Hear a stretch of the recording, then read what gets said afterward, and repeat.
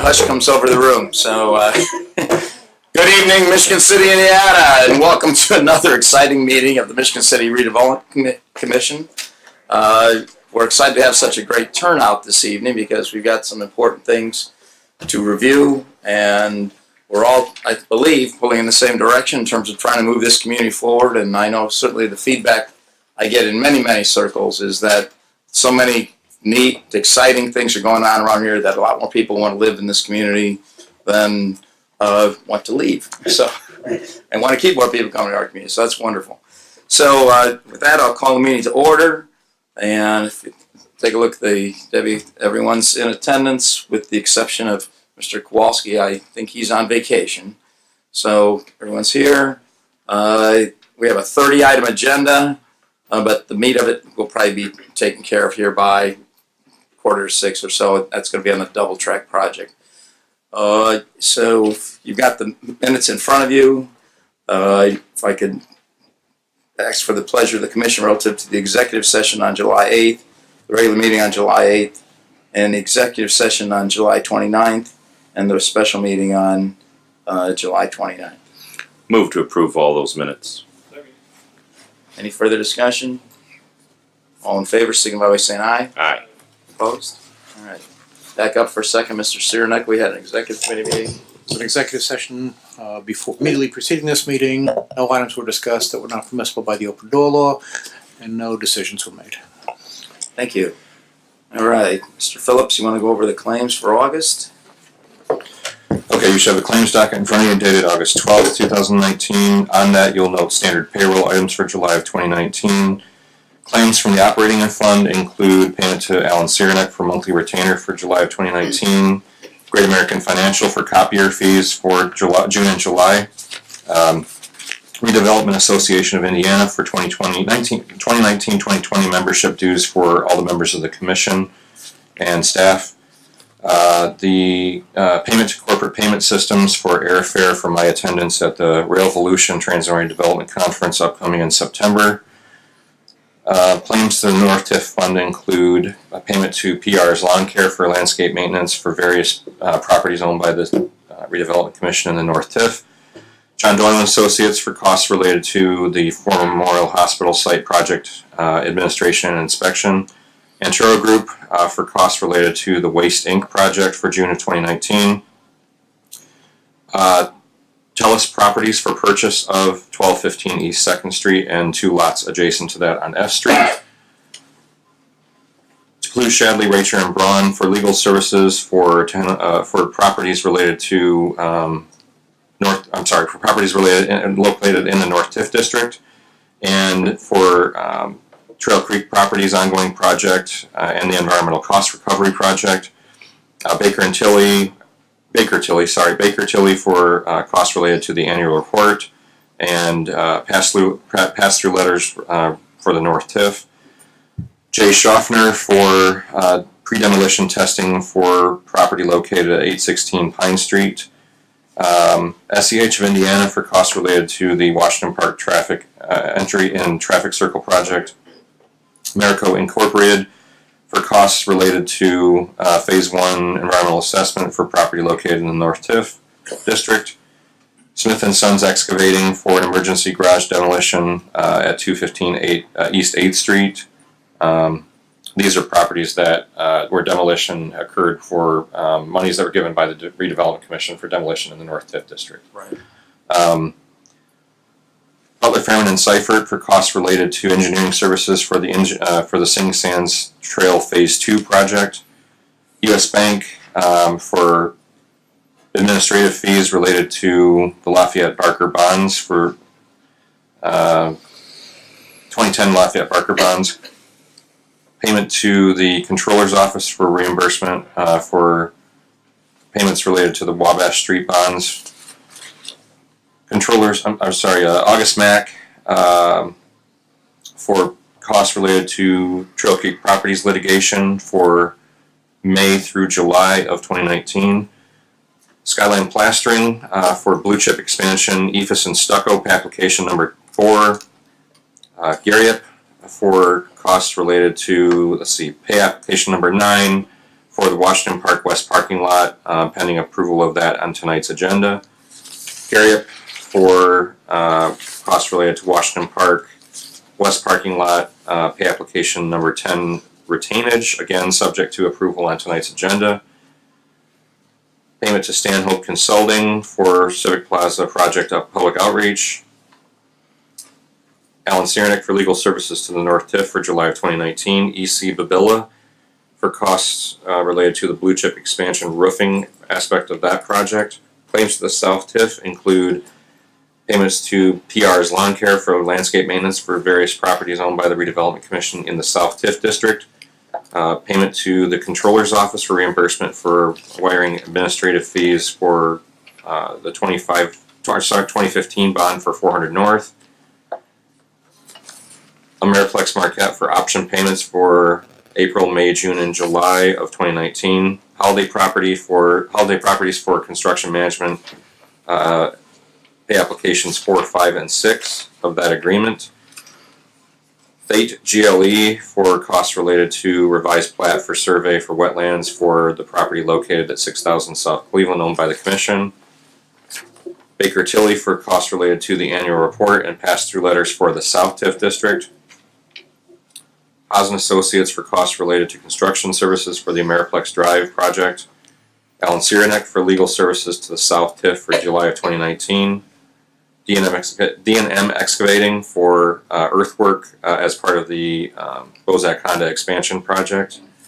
Claims to the Ohio Street Construction Fund include American Structure Point for construction inspection related to the Ohio Street reconstruction project, and 2 claims to Reith Riley Construction for Ohio Street project pay application number 12 and partial release of retainage, which is subject to approval on tonight's agenda.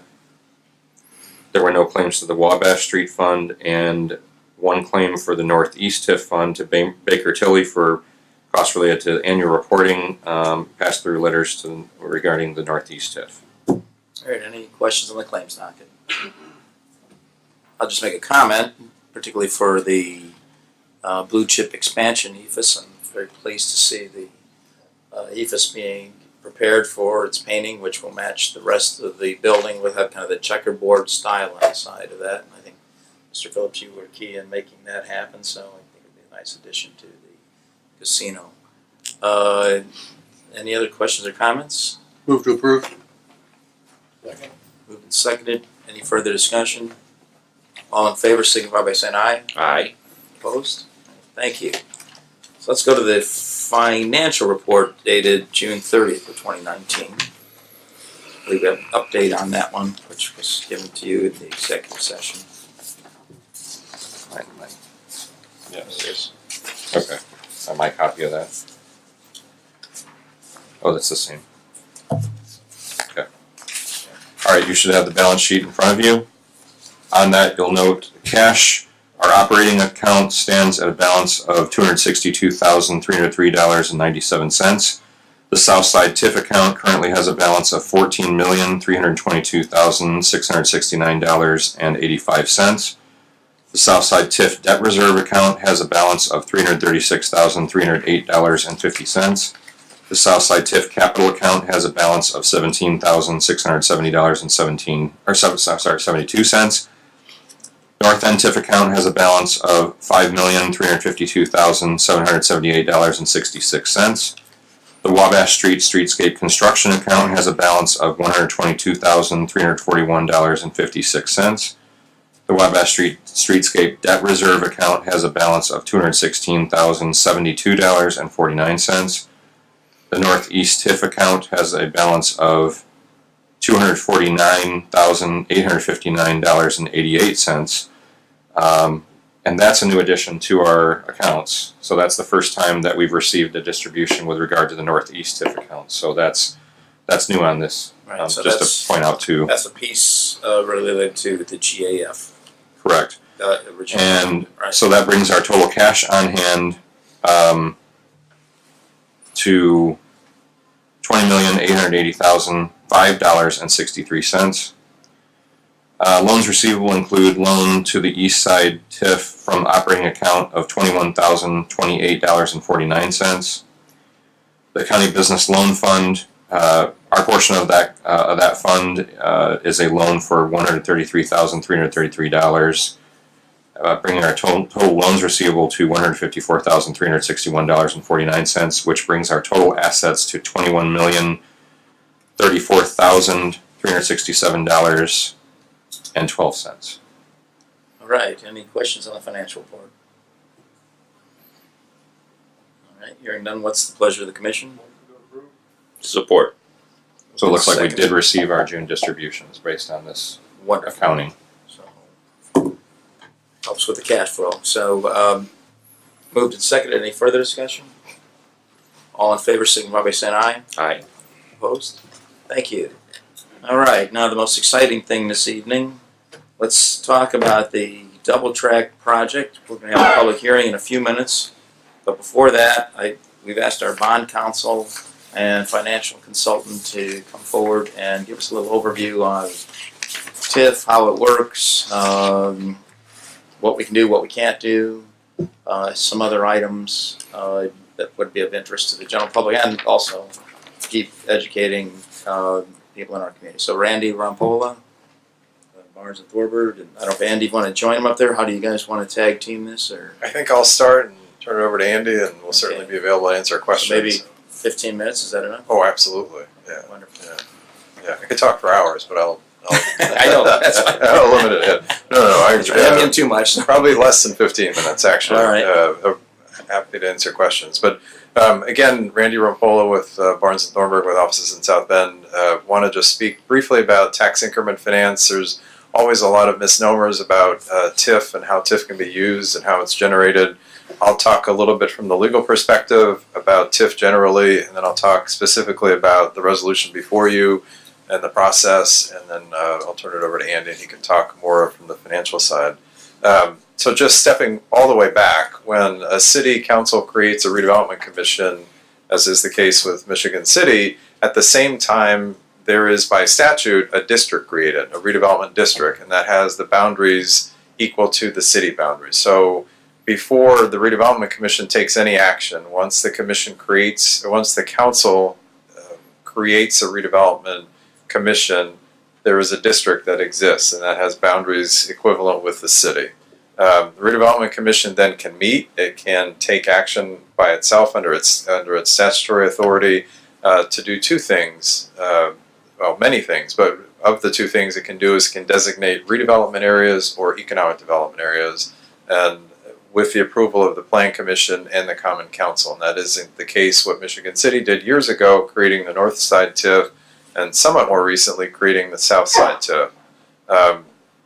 Within those areas, the redevelopment, so again, you have the district, which is the city, and then within that district, the commission can designate areas. And, presently, the city has the North Side, the South Side, and then last year, And the east. the East Side TIF was created. There's 4. Pardon? There's 4. The fourth one is the That's the GAF. Oh, the GAF, the one that's right, Right, this very specific to specific, the parcel project. specific to that Exactly. project, that's right. The redevelopment commission, when the north side, the south side, and the east side areas were created, also designated them as allocation areas for purposes of tax increment finance. It is possible to have multiple allocation areas in one area, but you have essentially one area and one allocation area in each of those areas. The areas are designated so that you can generate something that is called tax increment finance revenues, or as we come to know it, TIF revenues. And essentially how that works is when the allocation area is created, you look at the prior assessment date, and presently it's January 1. In years past it used to be in March, but now it's January 1. So if you created a TIF area this year, you would look at the assessment, all of the real property in that area. You would look at the assessed value of that property as of the prior January 1. Going forward then, all of the property taxes that are raised with respect to that base assessed value continue to flow to the overlapping taxing units. Any new development that would occur within that allocation area from the incremental increase in the assessed value, so any taxes generated from the assessed value that occurs after that January 1, as a result of development in the allocation area, that's that incremental taxes that are captured, that's the tax increment. And it's that incremental amount of tax increment that is then paid over to the Redevelopment Commission and used by the Redevelopment Commission for redevelopment or economic development. And you might clarify too, that's not the general residential taxes. Right, I was So going they're to say, exempt, I'm it's, sorry. no, that's exactly right. So the increment that's captured generally under the current law has to be increment on non-residential property, on commercial property. TIF from, I forget exactly when it was amended now, but it was amended I think in 91 or 92 to take out residential TIF. It used to be decades ago, you could capture TIF on residential. There are some provisions in the law that presently aren't applicable to Michigan City because you haven't designated. So some people will say, I've heard about residential TIF. There are provisions in the law that allow for residential TIF, but there have to be certain criteria met, and again, not something that the Michigan City Redevelopment Commission has undertaken.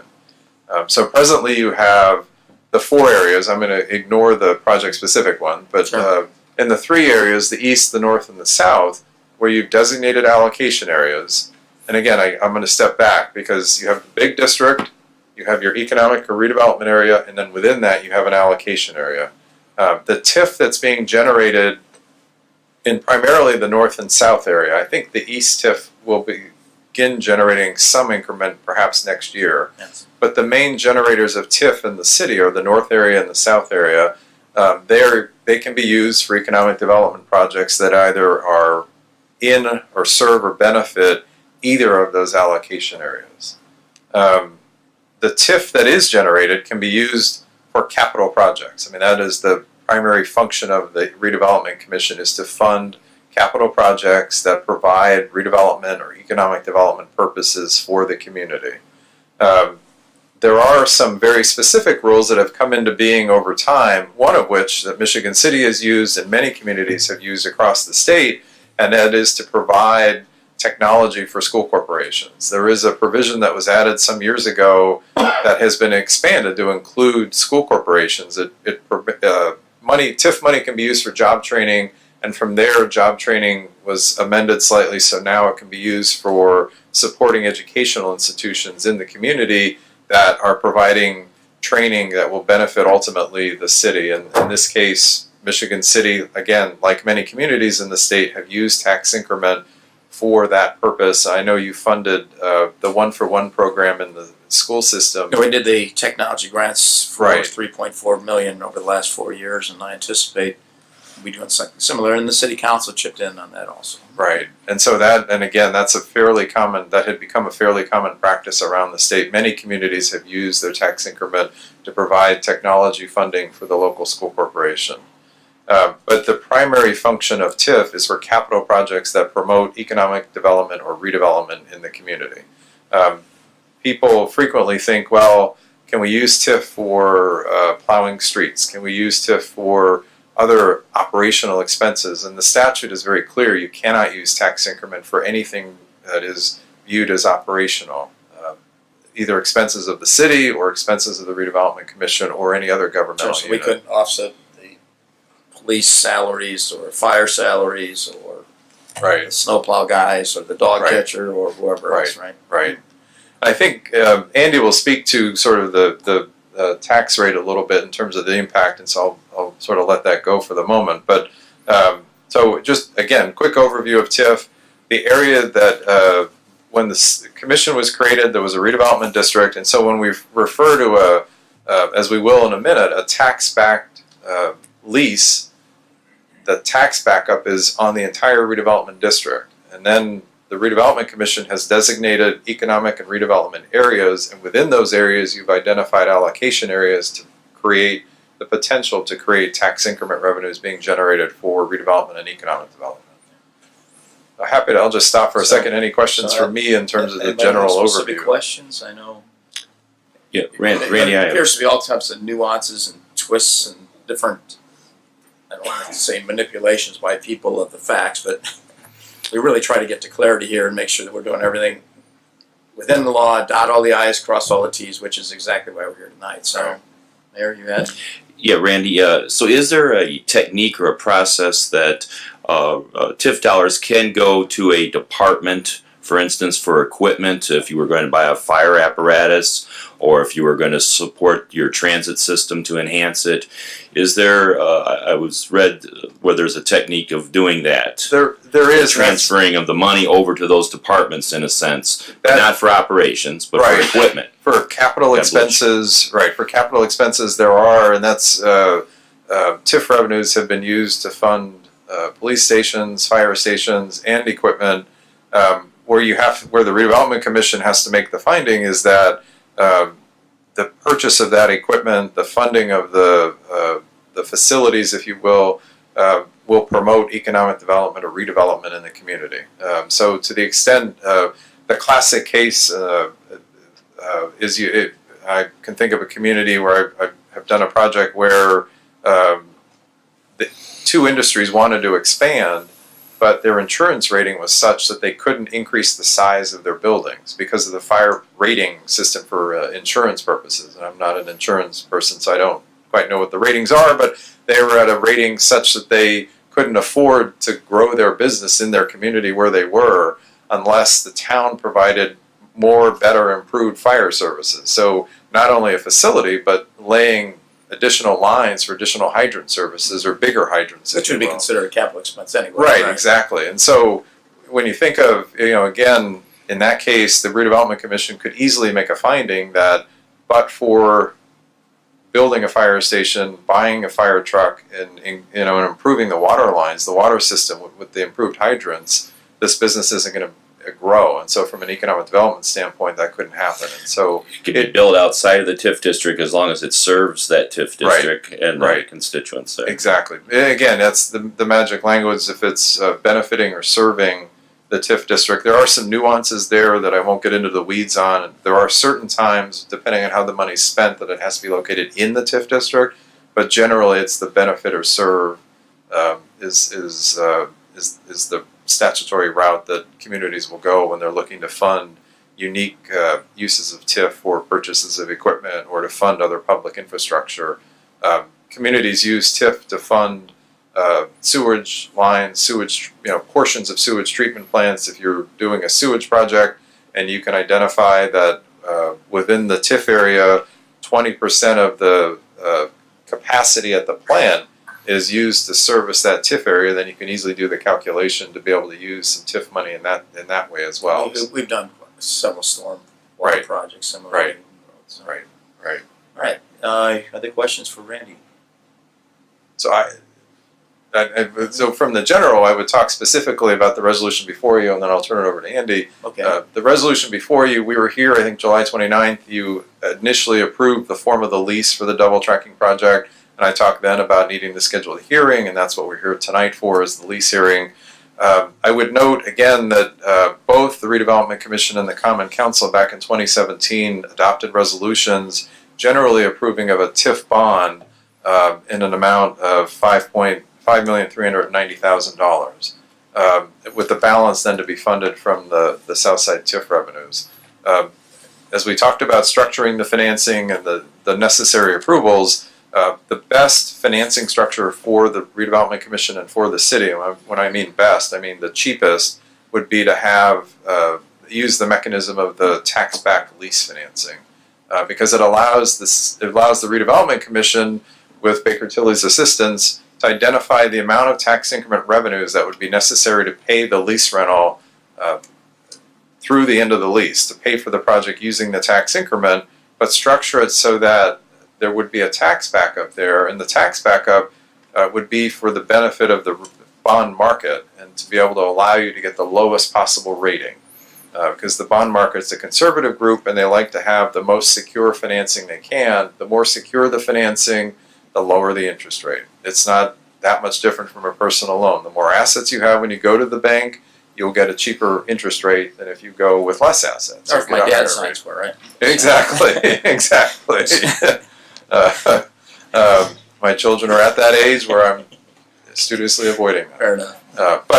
So we really need to go through that process to approve the form of the lease. The statute now requires the both the Redevelopment Commission and the Common Council to approve specifically the terms of the financing.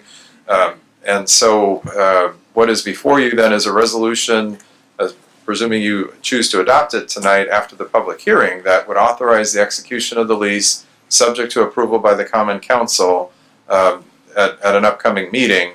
Once the lease, and I should add, the Redevelopment Authority is scheduled to meet tomorrow to do the same thing. If the council approves the form of the lease, then we would move forward with the financing, and at the pace we're on in terms of the calendar, we would then close in October, which is consistent with, as we mentioned last time, the IFA sent their letter basically saying the 120-day trigger that we talked about at the last meeting with respect to needing to provide the double tracking money, that will happen in October, and so we would close before the end of that 120-day trigger, which I think is October 22nd. Right. So I'm happy to answer any questions on the resolution as well, but if not, I'll turn it over to Any Andy. questions? All right, maybe, thank you very much, Randy. Andy? Thank you. Andy Mauser with Baker Tilly. And I won't spend a lot of time going through numbers. I know at the meeting late last month we went through our current analysis of what the financing could look like. And there really haven't been any changes to those numbers. I think if anything, interest rates in the last few weeks have maybe compressed a little bit further. So again, while those rates are estimated at this point, I think there's probably a little bit more cushion in those rates than there was even just a few weeks ago. If you were to sell bonds today, I think your result would be better than what we've shown in those estimated numbers. The plan is still to finance the $12.2 million for the double track obligation from the $5,390,000 of bonds, with the remaining $7.6 million coming from your cash on hand from your Southside TIF. And again, as Randy mentioned, that's leveraging your existing Southside TIF dollars. Currently capture about $3.1 million annually. You have existing debt obligations, your 2011, 2015, and 2018 bonds. Total payments on those are right around $1.5 million. So that leaves you another $1.6 million per year. And then this new financing would payments on that would be right around $650,000. So utilizing some of that existing capacity. So we would have $900,000 for individual other projects that we wanted to pursue. Correct. It's the way it's the way we're trying to keep house. So, all right. Correct. So that gives you obviously coverage to make sure you have TIF The projects in the south side. Right, and then money for additional projects as well. And then one unique aspect of this financing, because you'd be funding a debt service reserve, which is something you funded on all your TIF obligations, be funding that in the amount of $650,000. That amount would actually be sufficient to pay these bonds off in 2028 or 2029. So even though it'd be a right around a 19-20 year financing, you'd actually be able to pay it off in 10 years. Not only be paying the bond, we're also going to be putting away the reserve. It's going to accumulate over time, and then after, if we want to retire the bond, we can use that to pay off the bond, or we could extend as far as continuing with the existing bond and that reserve. I don't know, does that go up a little more or come down?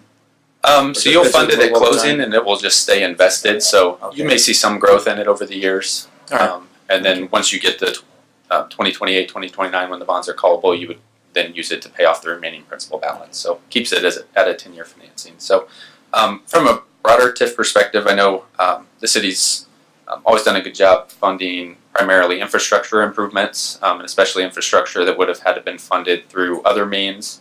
So by funding it from TIF, you've avoided levying additional property taxes or utilizing additional income tax revenues. Obviously, you've done quite a bit on a pay-as-you-go basis, park improvements, facade work, things like that, but then also larger scale infrastructure, Lafayette Barker, Elston Grove, the Wabash Streetscape, your Cleveland Avenue improvements, County Road 400 North, and then this last year the Ohio Streetscape projects. So I know at one point we had looked at if you were to stop collecting your TIF, pass through all that assessed value, and then raise a property tax levy to kind of replace what you're currently collecting in TIF. That assessed value to the tax base would reduce the tax rate by about 50 cents, but at the same time, then raising that same amount of money through an additional property tax levy would raise the tax rate back by 67 cents. So not only it is costs TIF us more money if we weren't Correct. doing it through the TIF funds to do the things we're doing, because there would be a higher interest charge and other associated costs. Correct. And then because of government units in Indiana are constrained by max levy, when you capture dollars as TIF, you actually capture those tax dollars. When you pass through that assessed value to the tax base, it goes through as assessed value, so units don't necessarily see that money directly. It does help bring down tax rates, which can help units see reduction in circuit breakers, can help bring down certain taxpayers' tax bills. But overall, TIF is certainly an economic development tool, and then also a good financing tool as well. I did also want to point out, I know, as Randy mentioned, you do have several components of your different TIF areas, and those will begin expiring. In fact, in 2028, the large portion of your north side TIF, $95 million of assessed value at that point will go back into the overlapping tax base, and then from your south side TIF area, you'll have $89 million of assessed value. So about $184 million of assessed value that will, at that point, be returned to the tax base and help bring down tax rates at that point. So that'll certainly help not only the city, but the other overlapping units as well. So I think, really the city's been able to utilize TIF to fund infrastructure, but then also build tax base so that when the TIF areas end, there is some direct benefit to all the units. So with the tax cap, also you mentioned this, but the tax caps may or not, if you're capped already at your tax, any change relative to pass-through of assessed value is not going to impact your tax bill at your home. Correct. Depending how far someone is above the caps, it may not bring them back below the caps. Okay. Questions, comments from others? All right. Well, thank you, Andy. Thank you. Randy, please. If I could just make one other Andy and comment. Randy, that's Yeah. good. Just one other comment on the resolution that you would consider tonight after the public hearing. I said it at the last meeting and it bears repeating, and Andy spoke to it. What is in the resolution as far as the lease, it provides for a max term of 22 years and a max annual rental of $750,000. Those are just simply parameters. The lease itself in Section 4 specifically provides that on the day the bonds are sold, the interest rates will be locked in, so you know what you'll be paying as debt service on the bonds. The lease requires that the lease rental be reduced, the annual rental be reduced to match what the debt service is and to match the term of the bonds as well. So sometimes people will look at this and say, "Oh my God, you're gonna pay this much money over time." The actual lease rental and the term will be reduced in the lease to match what the bonds will be ultimately on the day of sale. We simply just do the parameters for purposes of the lease for the approval process, because if we had an exact match, and as Andy said last time, and he alluded to tonight, that the parameters that were built to use the lease rental, the max lease rental, was based on an interest rate assumption. And if we were too tight on that interest rate assumption, when you got to the time of the bond sale, we might have to start the process entirely over again. So it's a fairly common approach. So you're building into the cushion. Exactly. assuming that- And that cushion will go away the day of the bond sale. We'll just reduce the debt service or the lease rental to match whatever the debt service is. I think also, Andy or Randy, maybe you could point to this. You also shape the bond. So when you pay your mortgage at home, it's pretty much, depending on the type of loan, but pretty much the same every month for the life of the whole loan. This bond is shaped to where the first 10 years is heavily front-end loaded. Is that correct? Correct. I think of the $5,390,000, you'll pay $4.5 million or so in the first 10 years. So it's very heavily front-loaded, and that again is to sync up with the expiration of a portion of your TIF area. So when you hit 2028, some of that assessed value goes back to the taxing units. And we also did that because we know there's some local community concerns relative to what we're paying in interest. Right. Is it fair? Yep. All right. Other questions for Andy or Randy? All right. Then I'd love to have Mr. Mike Nolan, General Manager for the Northern Indiana Commuter Transportation District, more commonly known as the South Shore, come up and give an overview of the project and the status and why we're here tonight. Thank you, Mr. Chairman and Redevelopment Commission. We're pleased to be before you again. First, we want to thank you for the hard work you did several years ago to really jumpstart this process. We started Actually, we started in 1927 when Samuel Insull first decided he wanted to double track the railroad. So it's taken us nearly 100 years to get here. But we've made a lot of progress since then. In 2010 and 11, I believe, the city and the South Shore decided on where the double track would be. And there was a lot of hard work that was done, a lot of study and a lot of effort and a lot of public involvement. And ultimately we decided that it would remain where it is. And we double track through downtown Michigan City at the appropriate time. And in 2016 we came before the Michigan City Council and we got an agreement with Mayor Muir and the rest of the council to carve out how that plan would look. And there's a lot of back and forth and good discussion. It really catapulted us into the General Assembly session in 2017, where we got commitments from the General Assembly to provide funding from the state level for this project, as well as $18.25 million from each of the 4 counties. And in LaPorte County, that's split, as you know, between Michigan City, coming up with a little more than 12 million, and the county coming up with a little more than 6 million. The other 3 counties are coming up with the 18.25 million. Since that time, the project each, yes. Since that time, the project got a little more expensive, and Mark Pasquarello with the Indiana Finance Authority is here with me today, who's one of our project partners with NICD. We have the Indiana Finance Authority, who, as the state's fiscal agent, is going to handle all of the financing, and Mark will talk about that. And the Regional Development Authority is going to oversee the financing or the finances of the project. So we have a 3-party group that's been formed since the states agreed to fund the project in 2017. Mark can talk a little bit about how the financial elements are going to put together in a minute.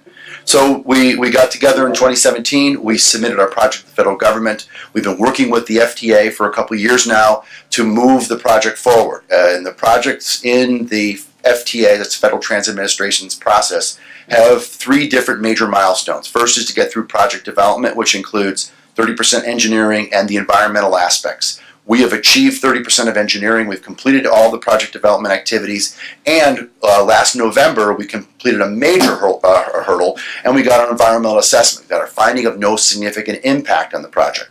This past summer, we submitted to the federal government a request to enter into the next phase, which is the request to the enter engineering phase. And ultimately, you get a full funding grant agreement, which is the contract with the federal government where they share in the cost of the contract. As part of that process, what was required to submit that application to the federal government was evidence that we had our finances in order. And so the RDA and the IFA got together, and I'm going to ask Mark to come up, if he wouldn't mind, at this point in time, and describe that process and where that fits in terms of the application, how the funding works, and why we're here today to ask you to provide us the funding by October 22nd. So, Mark. So Mark, too, if you could just describe what Indiana Finance Authority is. Be my pleasure. Before I get into that, I do want to say thank you very much, Mr. Chairman and the Commission, for having me up here. It's obviously a great project. We're proud to be working on it. As you know, it's very important to the folks down in Indianapolis for this region, and they've done that by showing their support. So we appreciate the opportunity to be able to work with you on this project and hopefully to go see it going forward. So before I get into even more of the detail, I do want to discuss, as you pointed out, I think, to talk about who the Indiana Finance Authority exactly is. It's kind of a hard thing to explain, but we actually are not the state. We're a quasi-agency of the state. And the reason we exist is we are allowed to fund large capital projects on behalf of the state of Indiana using debt or bond proceeds. The state constitution does not actually allow for debt. It goes way back, I believe, in the 1800s to an Erie Canal project that did not succeed. And with the new constitution, they decided to put in there a lack of ability to issue debt on behalf directly to the state. With today's day and age, to be able to invest in public large capital projects, debt markets become very handy because of the low interest rates that are available to municipalities and states. And so therefore the Indiana Finance Authority is created. And basically what we do is we enter into the bond markets on behalf of the state, issue the debt, procure the projects, and then be able to charge the state back what we call a lease appropriation, which I believe everybody here is familiar with. And so that's the main way the state of Indiana funds large capital projects. So I hope that, I'll take any questions there because that's a lot to handle in a minute. Go ahead. So it's in similar kind of to our redevelopment authority in the fact that they're able to issue debt beyond, the city, what the city is able to do by itself, kind of thing. Correct. You're exactly right. So I always use the example, if there's a prison being built, for example, by the state of Indiana, we actually are the ones who issue the debt for it, and then we charge the state a lease, and the lease that comes back to us pays for the debt service on those bonds. So in this project, the lease is going to be paid individual pieces by, for example, our redevelopment commission, our county, the RDA, the state government. Are there individual components, or we just put it all in one bucket and then it gets handled by the state to you? Well, that's an excellent question. So how this will all work, there's kind of two ways. I'll go through the funding mechanisms that are going to be used for this project, and then we can kind of discuss that question for you as well. So I think the first thing we can talk about is just the different funding that's coming in. And I'm going to try to keep this pretty level because this actually is a pretty hard project compared to most that the FTA sees because you have different funding partners. So one of them is going to be the Northwest Regional Development Authority. So they are coming in and they are going to be pledging some of their member dues and also some cash that they have, what we call equity, that they're going to put into the project. You then obviously, as you were just made aware, the local contribution coming from LaPorte, the other counties, St. Joe, and of course yourselves as well, play a very important and critical part for the funding. And then last, you'll have the state of Indiana that is going to be participating as well. The state of Indiana is going to show up in several different ways. One way will be through issuing lease appropriation bonds, and that's kind of the mechanism I just kind of explained. But also last session, we went back to our friends in the legislature and actually got additional proceeds, an additional $205 million that could possibly be used for this project. And one of the main catalysts for that reason is that the FTA, when we originally were applying, was looking more of like a 50-50 split.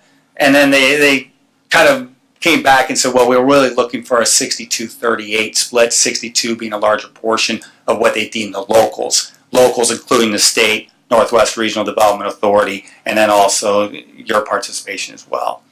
The state did not want to come back and start increasing everybody because of that. So hence that's why the state made the large commitment of $205 million. So that way we can keep where you were. Yeah, we could have been on the hook for another $10 million or something in that range. Some to that effect, we could have came back and said, well, we need to increase it, but we didn't want to do that because we wanted to make sure that there's a strong interest in Indianapolis for this project to get done. And the governor obviously thinks it's very important. So does the legislature, including many local officials here who voted for that. And so that cash contribution has come in for this project in the Westlake as well.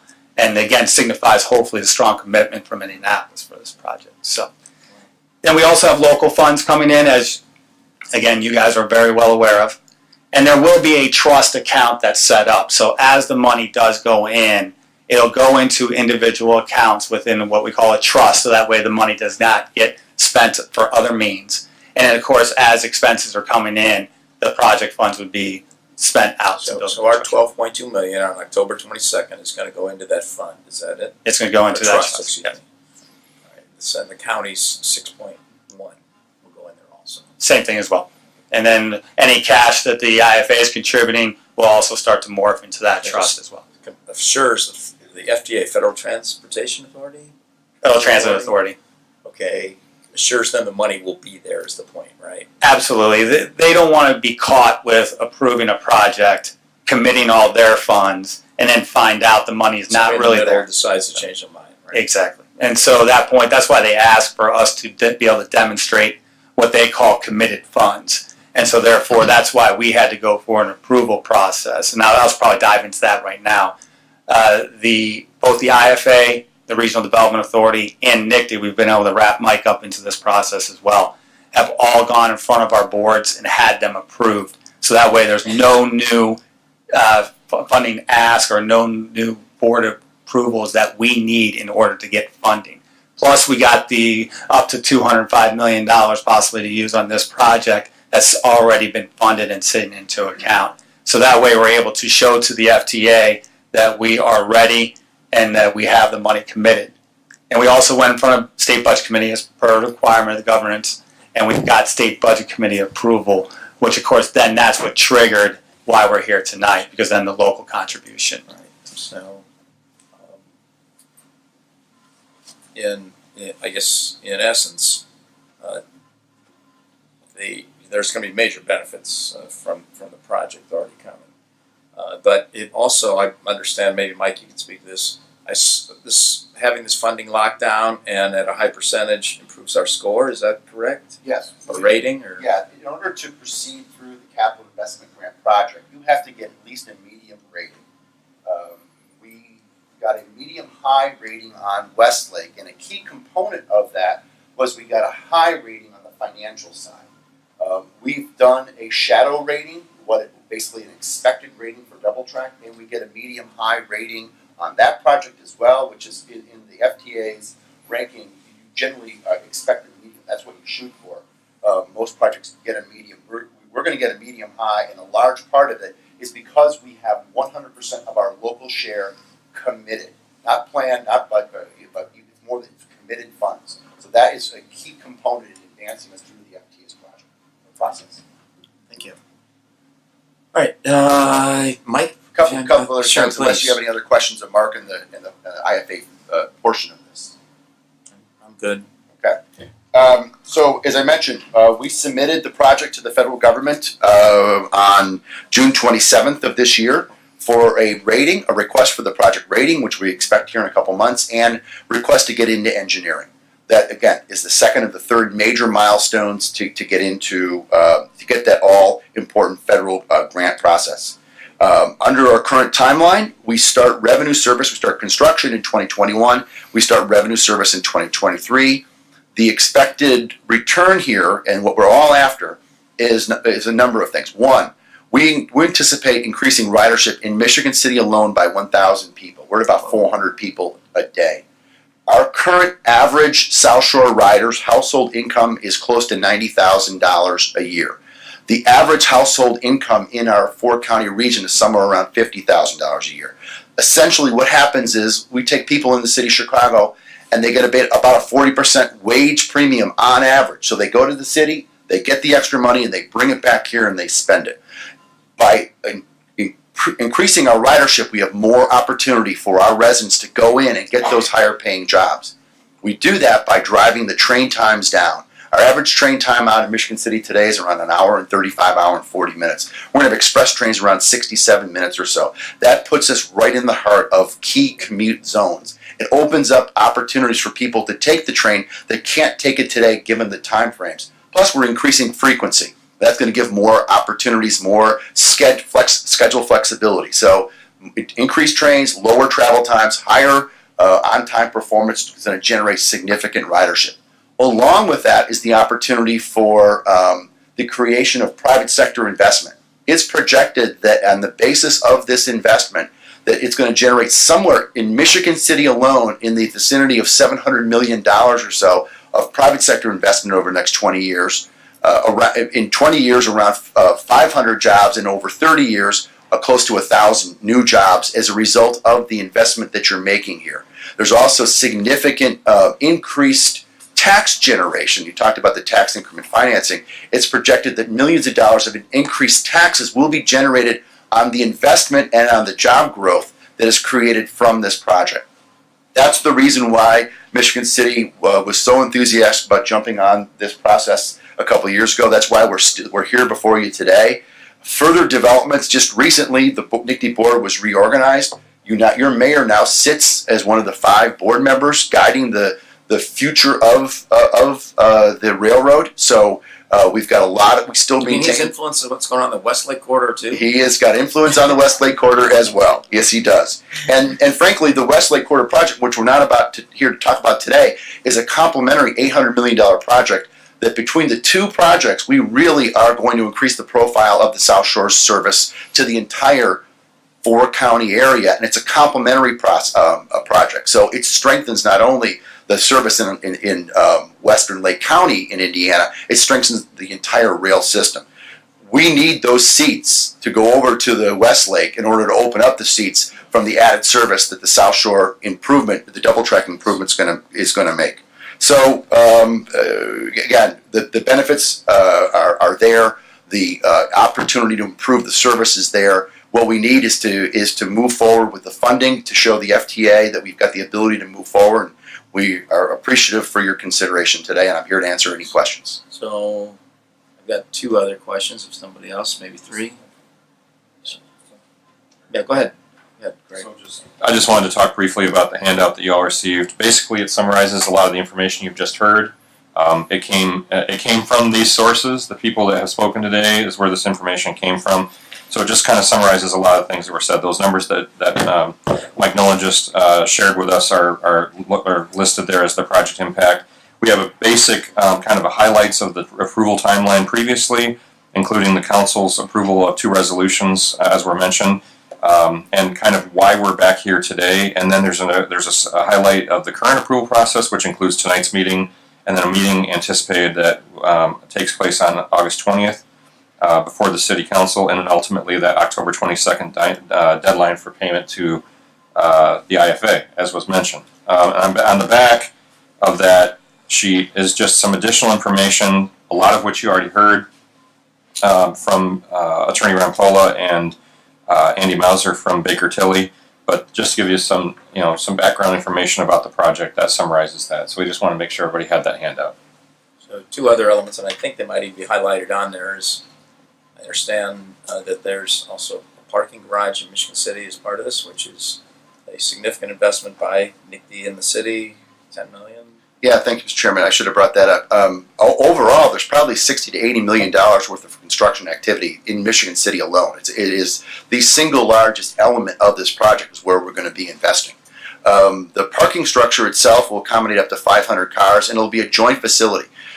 The priority will go to commuters during commute time, but post-commute time, evenings and weekends, it's a shared facility. It's open to use by the city to support businesses, retail, restaurants, whatever festivals, whatever the city needs. So it's a mutual benefit that the city will reap.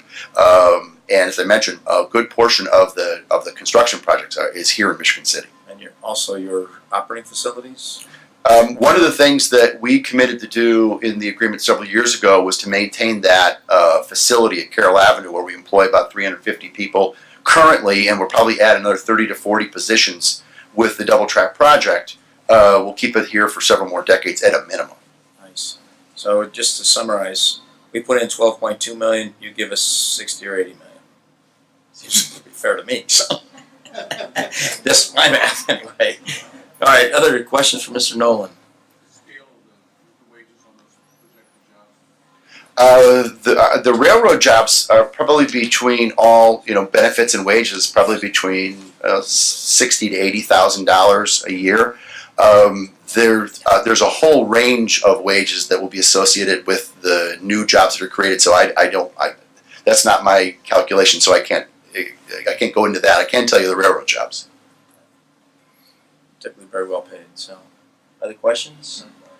And Mr. Chairman, I neglected to introduce Nicole Barker, who is with us right behind me. She's our project manager. You've probably seen her in the past. A lot of community members have as well, and our general counsel, Chuck Lukeman's also with me here today. So They both do a great job. You've probably met them all, but I wanted to at least mention that they were here as well in support. Thank you. So, other questions or comments from the commission? All right. Given that, I'm going to open up the public hearing portion of this evening's meeting, and it looks like we have a nice turnout of folks. So, if people from the public would like to comment, we would love to have those comments on the record. Does anyone make a comment? Good evening, Redevelopment Commission. Joe Core, 3768 North, 525 West, LaPorte. Citizen of LaPorte. I'm here tonight to tell you what, I want to congratulate everything that you folks have done here. Our state of Indiana for support.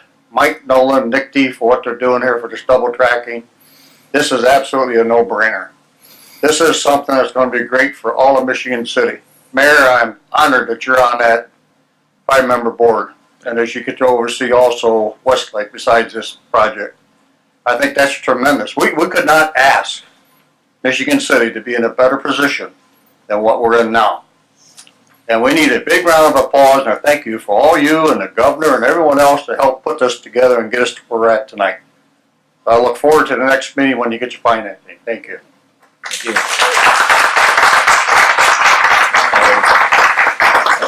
Other members of the public like to make a comment?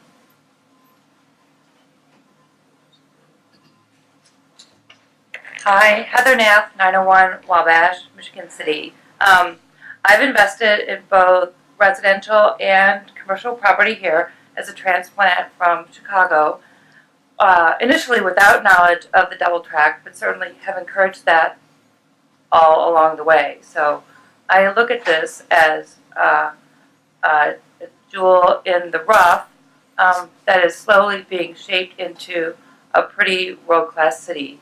And I don't think the entire success of Michigan City lives and dies on the double track, because there are certainly many other wonderful projects happening, but it is it will change the community. It will change how people invest, and I, for one, really say thank you for the forward thinking of the council and the South Shore. Thank you.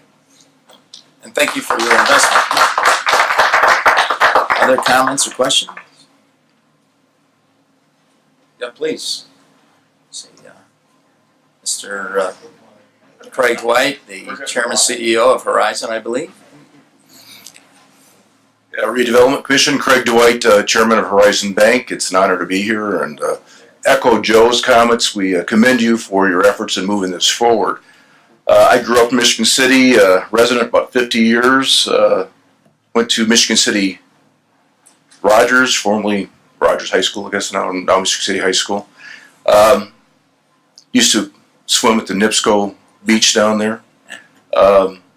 What's taking place is phenomenal. I mean, to have access to higher paying jobs in Chicago for our citizens, we've not seen that in the 50 years. You're going to also see development of housing in Michigan City that we haven't seen. When's the last development project that's taken place? I can't recall. And so this project is going to be the catalyst to move this city forward, and I support it. I also serve on the board of One Region, which is an economic development group to promote population growth in Northwest Indiana. We toured Hoboken, New Jersey. We toured Denver, Colorado, and Lakewood, Colorado. And what's taken place around transportation-oriented development sites is phenomenal. These areas were blighted areas. These areas were much more challenging than Michigan City. We have a lot going for us. But can you imagine the future with this transportation? So I'm here to speak in favor of it. Thank you. Thank you. Thank you for joining us. Other comments from the public?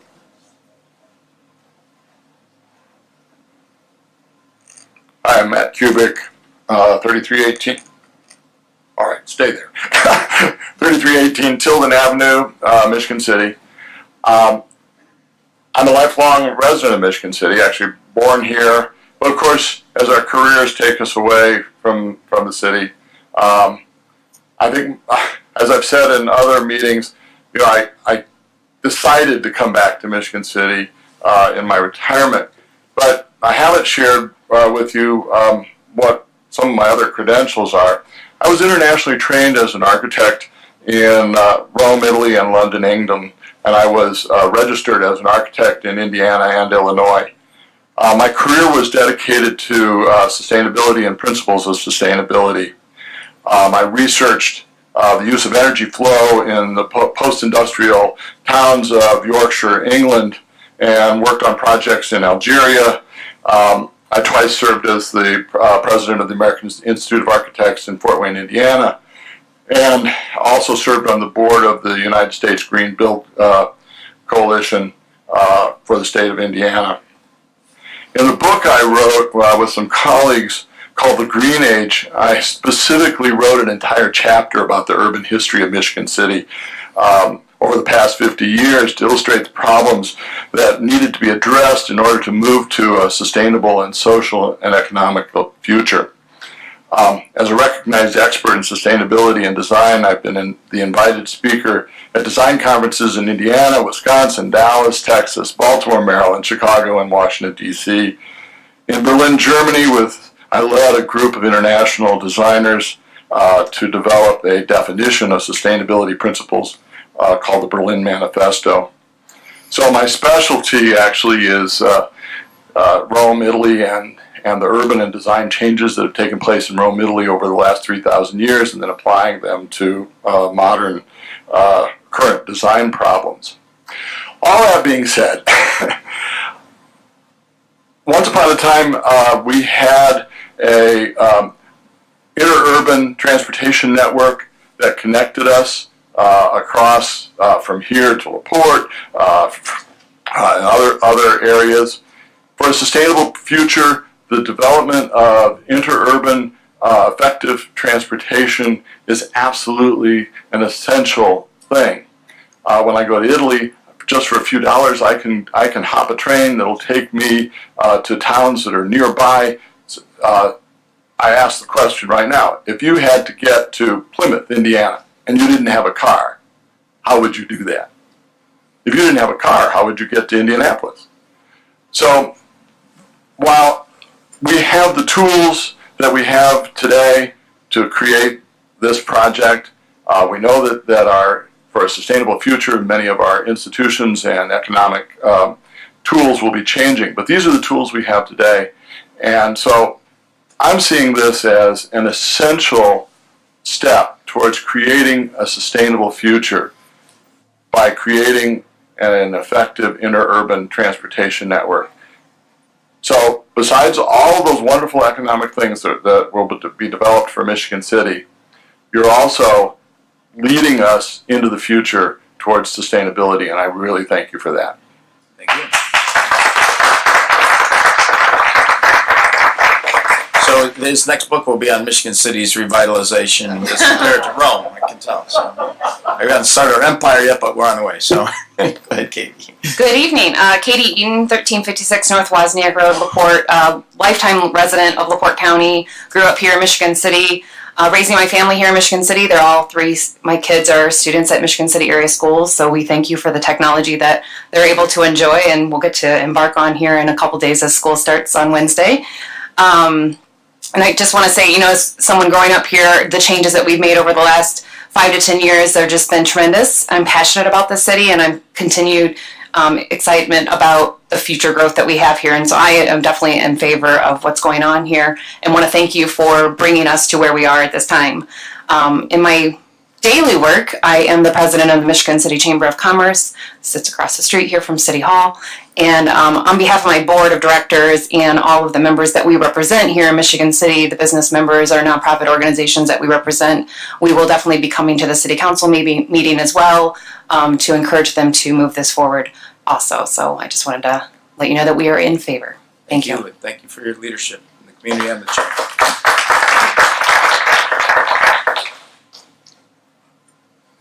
Good evening, Clarence Holtz, EDCMC Director, 2 Cadence Park Plaza. You know what, every century something happens in the community that can move it forward or backward. And I think we are at that precipice in Michigan City where this project can really do a lot for us in the future. And I can talk about the numbers, the economic investment, the transportation links and all that stuff, but everyone's going to talk about it. But end of the day, it's about jobs. Great jobs for our community. I mean, JOBS, jobs. And let's stay focused on that.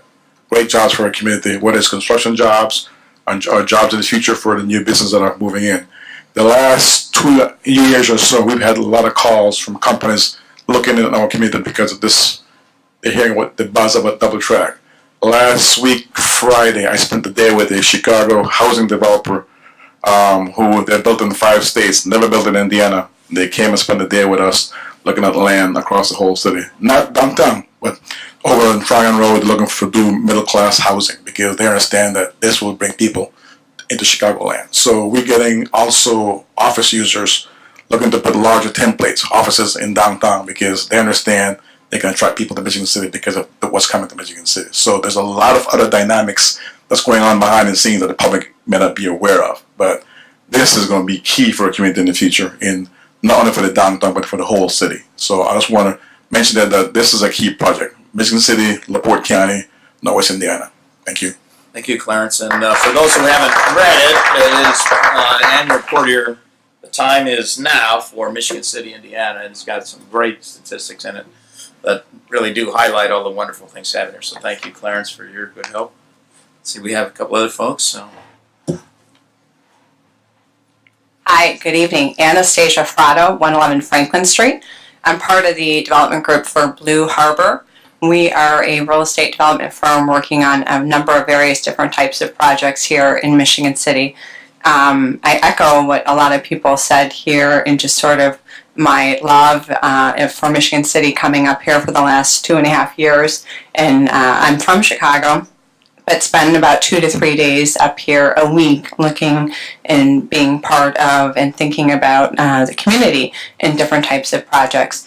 It's been really great to be part of a team and sort of a larger vision and with what you guys have done with your comprehensive plan.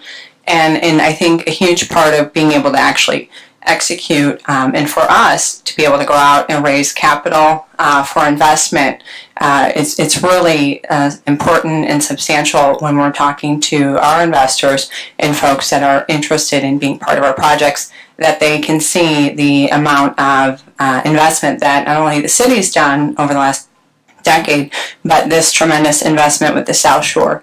And so we're excited to be part of sort of the timing of this. And, you know, as part of, as you all are aware, a large part of Michigan City is in opportunity zones, and including the South Shore Station and the land around the station. And so we see the investment of the South Shore coupled with different new attention to investment opportunities in the zones, sort of really tremendous time and transformational time to be looking at development opportunities here. So thank you. So you're going to be part of that $700 million private investment we're talking about? Yeah. Wonderful. Thank you.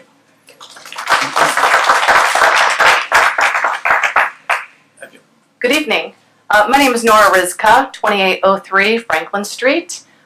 We own the Rising Phoenix Gallery here in Michigan City. I was born and raised in Michigan City. However, in 2003, when I graduated from Purdue, I looked out my window on Green Street and said to my boyfriend, now husband, anywhere but here. We moved to Phoenix and began our lives. We had a lot of fun and we started careers, we started a family. In 2010, my husband is a glass artist, and so in 2010, when he moved out of his job as a neon bender into a job as a full-time artist, when it got too hot to live and work in Arizona, we started coming back to Michigan City. At that time, there weren't a lot of opportunities for us here in Michigan City. We were doing the artisan market in Chesterton, we were doing markets in Chicago. However, as we know, Michigan City has only gotten better and better and better. And as the years went on, suddenly we were in the uptown doing First Fridays and making money. And we had other opportunities with other businesses and other connections here. And by 2016, we made the leap and decided that we would come back and reinvest in our own community. And I can say it is the best thing that we have ever done. However, while we were in Arizona, we saw a lot of changes. And one of those big changes was the light rail. The light rail connected Phoenix to Mesa, and we were doing a lot of markets all over the valley, as I said, particularly in Mesa, where they also were opening an art space.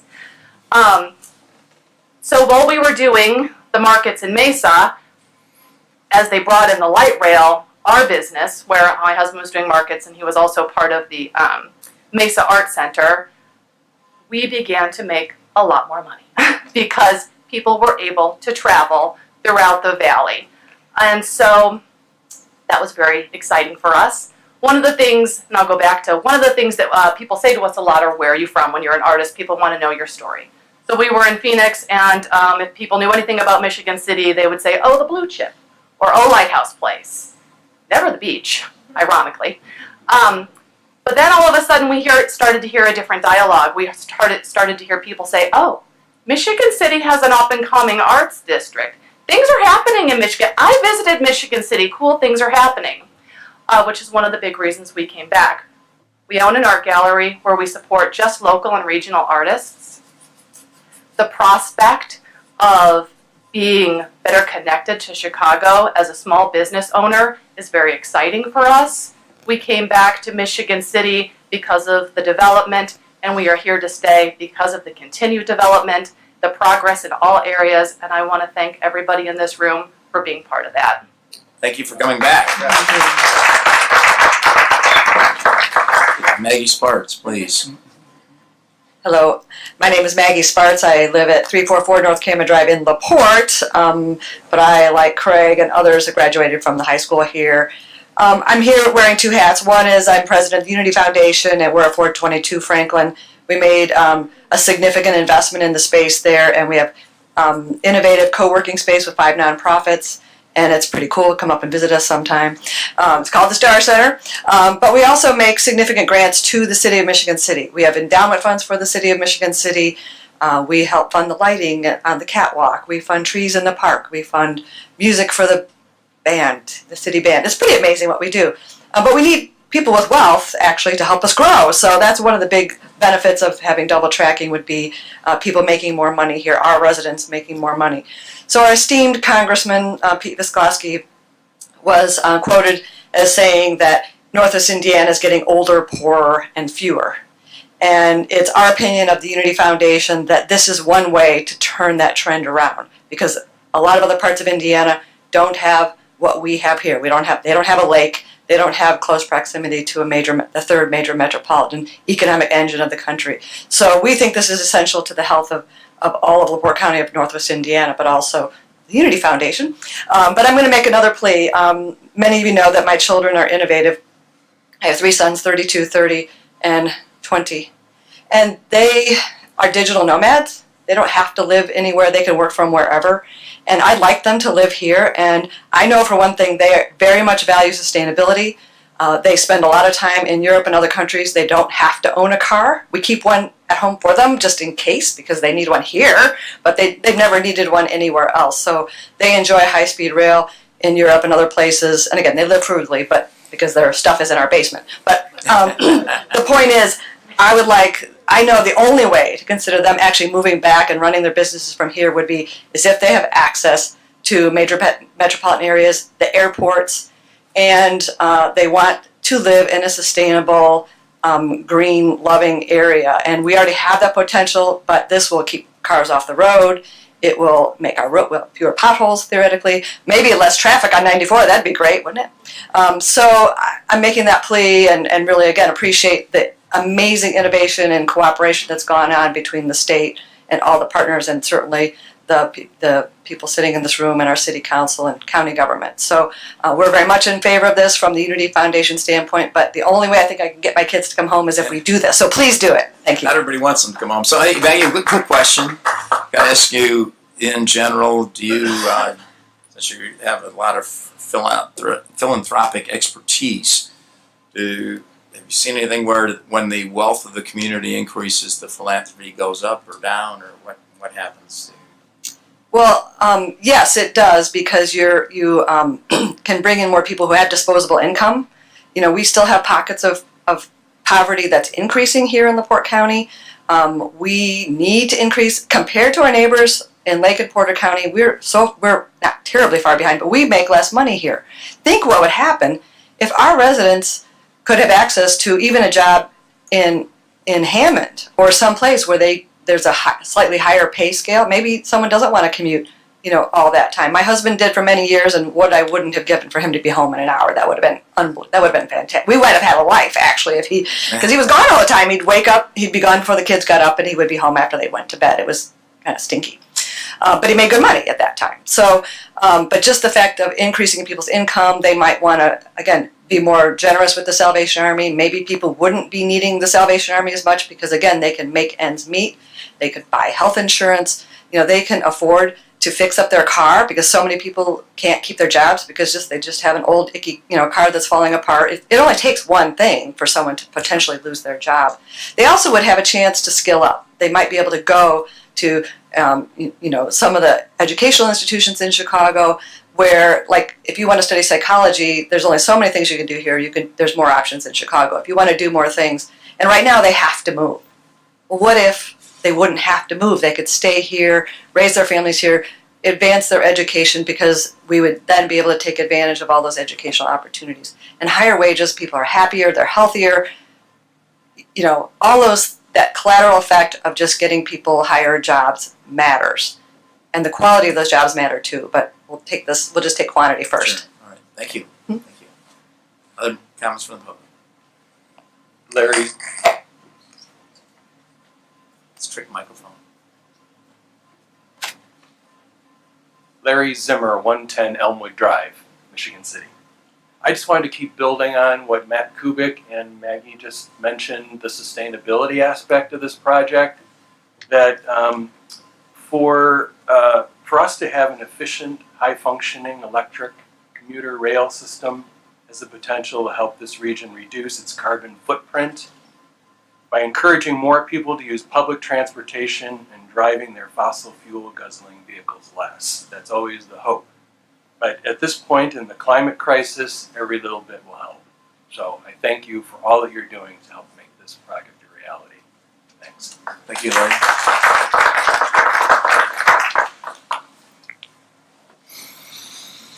Thank you. Dalia Gigas, 106 Elmwood Drive. I don't want to repeat everything that people said. They had a lot of good points. I would just like to point out a couple of things. Number one, I am a user of the South Shore, and schedule flexibility would be great, because if I have an event in the city, boy, I really have to back it up and go back and forth. It's an 8-hour day for a 2-hour event. So anyway, so I can't wait for that to happen. Second of all, any city in the United States would be thrilled with this project. I can't imagine any other city saying, "No, I don't know if we want this double track." Are you kidding? This is awesome. So I'm super excited, and I am thankful for everybody who jumped through all these hoops, these creative financing and bonding. Holy cow. So that it's very impressive, and I commend you. Thank you. Thank you. A lot of positive comments. Anyone else want to make a comment? Any other comments from the public? Any other comments from the public? Seeing none or hearing none, I guess we'll close the public meeting. And now I ask the commission members if they have any further questions or comments. All right, so you have a resolution before you. What's the pleasure of the commission? Chairman, I'd move resolution 619 be approved. Support. Moved and seconded. Any other discussion? All those in favor signify by saying aye. Aye. Opposed? All right, thank you. Run away, Mike. And let me just comment on this. I'm so thankful for so many of you coming out tonight. We would appreciate you coming back with us again on August 20th, Tuesday evening at 6:30 with the City Council meeting, because it's important that our elected officials really do hear from all sides of the public relative to projects or issues. So thank you all again. We've got a lot of other items on the agenda, so nobody's going to be offended if somebody wants to leave a little early. Mr. Chairman? Yes. Mr. Chairman, we did receive a letter. Oh, excuse me. Thank you. That should be a part of the record. Yes. Can we read that? Can we read that? Yeah, please do. Okay. So this is a letter from Molly Kelly, dated August 11th, 2019. And it was to Mayor Muir. It says, "Dear Mayor Muir, I'm ready to support the effort to improve the South Shore train line because I won't be available to offer my view at the Redevelopment Commission meeting on 8/12. As you know, a more efficient train to Chicago will provide access to economic and cultural opportunities for all Michigan City residents. I believe this can be achieved while also being fair to the affected property owners in the area around the tracks. Please continue to support this important project. Sincerely, Molly Kelly, 109 Felton Street, Michigan City, Indiana." Thank you. Thank you very much. We're always glad to have either written or verbal comments, so wonderful. All right, on to, let's see, number 7 out of 30. So, all right, let me. Mr. Phillips, going to give us a little overview on that? Yeah, let me find my notes here. All right, there we go. Okay, so this is a reimbursement request by NEAF, the Northern Indiana Education Foundation, for facade work and site-related site work that was done at 402 Franklin Street. We originally approved, as a commission, a project for a total cost of $14,000 I'm sorry, I'm looking at the wrong sheet. 44,000, wrong 4. $44,686.22.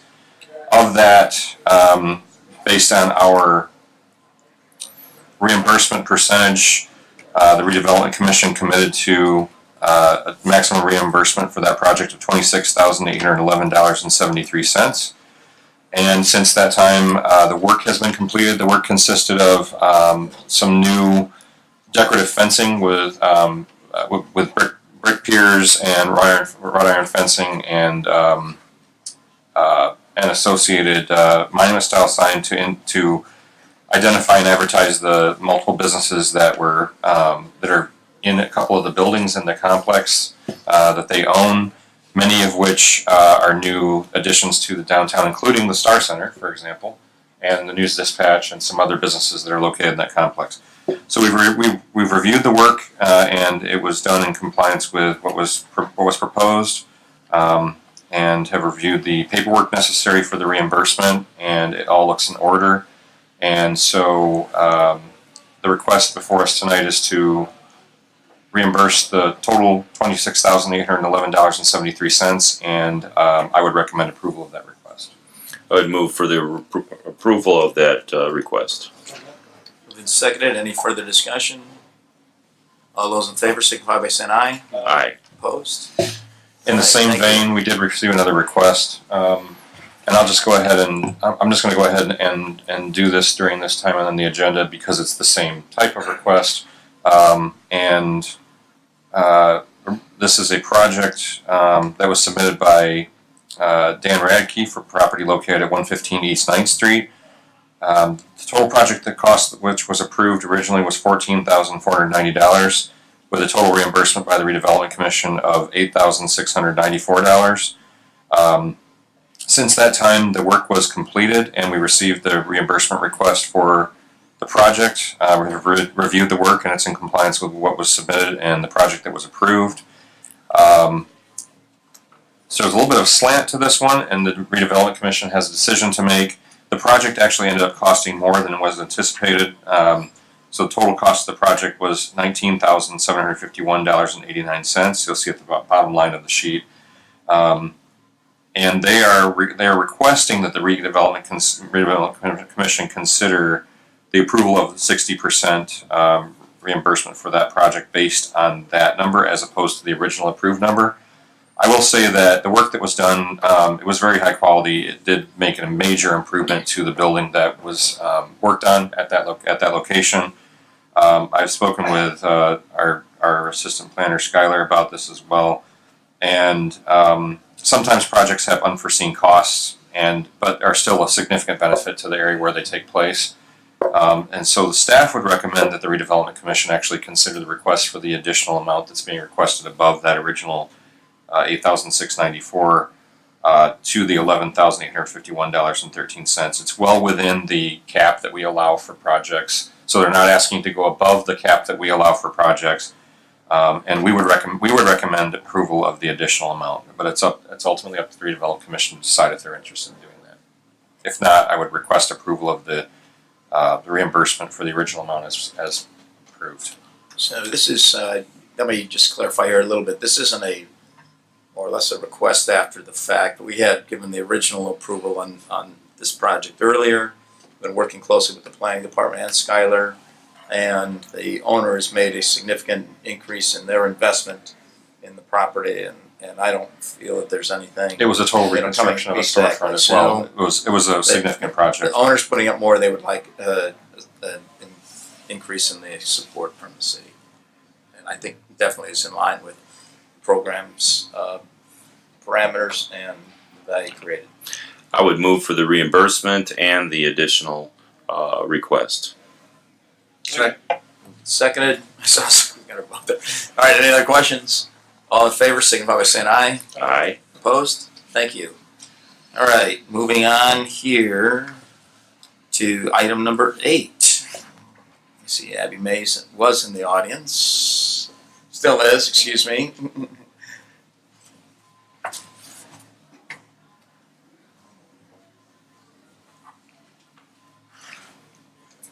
I didn't have agenda. I wasn't sure Wasn't sure where I fell in the 30. Number I am 29.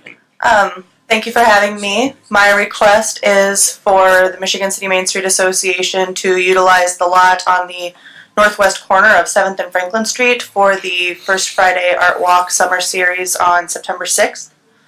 We recently completed our art banner project in which we put out an open call for art to residents of Michigan City, both professional and amateur, and took the pieces and created art banners, high quality canvas banners, much like the UAD banners we have throughout the art district, going down Pine, Washington, Wabash, Franklin, throughout the cross streets and Highway 12 and wrapping City Hall back towards Galveston. We are featuring 36 pieces by local artists, and they're beautiful and vibrant.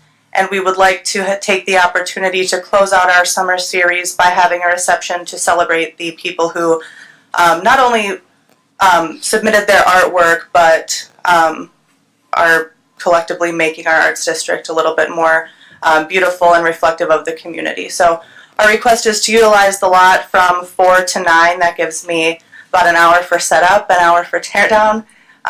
We will have a program featuring the people who submitted their art and some, reception components. If the lot's approved, we'll provide the insurance required by the city and move forward as usual when we use the lots. So they understand this. Will the banners be displayed that evening? The banners are already up. We wanted to make sure that they were up before the Taste of Michigan City, so I encourage you to look up and check them out. But yeah, they're already up, but the artists do have their original work. We took them either in digital format Oh, and or then you took created the them banners, so it's being yeah, we created the banners. But they have the original art. Of course, yeah, no, we did not keep their I art. think They're welcome to display the art that is a banner. They can sell their artwork. They can display and sell other artwork that they've created. We would like to have a small beer and wine garden, and we will, celebrate them appropriately for their contribution to the community. We will also have a couple of live bands, as we do. Sounds wonderful. So, and you've submitted the application to the Board of Works, and then we just need to ultimately. If you approve, I'll submit the application this evening, yeah. But you're our first step, and then we'll get the insurance and everything to you. Wonderful. So what's the pleasure of the commission? So the utilization will just be the northwest section. Yep, not the southwest, which is currently unavailable for use.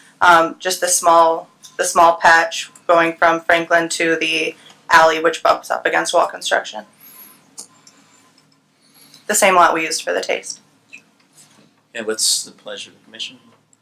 I make a motion that we allow them to use the lot from 4 to 9 on the first Friday in September. Support. Moved and seconded. Any further discussion? All in favor, signify by saying aye. Aye. Opposed? Thank you. Thank you. Thank you for coming. And the good work, so it's wonderful. Okay, so this is related to the same things, or have some overlap, I guess. Number 9, landscape maintenance approval. Dave Delau. Yep, so we have Dave Delau here this evening to go through this proposal. We approved earlier on the agenda the purchase of property, early on the agenda last month, the purchase of property located at 1215 East 2nd Street. We approved the purchase price of that this evening. Accordingly, we need to obviously maintain that property since we now own it. So Mr. Delau is here this evening to go over a proposal that includes some initial cleanup as well as ongoing maintenance associated with that. Good evening, board. Thank you for having us. Thank you for the moving of the South Shore track also. This property is somewhat overgrown from the property lines. We've got saplings, small things growing. There were some trees cut down. It's regrown. Just need to get it looking somewhat cleaned up. There used to be a sign there that needed to be, posts are still in the ground. Just need to clean up. It's right there in our corridor coming into town. We would remove there's some loose railroad ties just laying on the property. Those would be picked up. The ones that are still intact, they would be left. There's a dead evergreen tree or dying evergreen tree that needs to be cut off. There's branches and vines in the backside of the building that are touching the building itself. Get those down. Initial mowing and then disposing of all the debris that we have in that property. That cost us $1535. Following that, we'd start in with the regular mowing, keeping it. This includes the 2 lots to the east. In that one lot, there is a lot of poison ivy. We'd be treating to kill that poison ivy. And the rest of the property has grass and weeds growing through the cracks in the concrete. We'd be treating that to clean that up.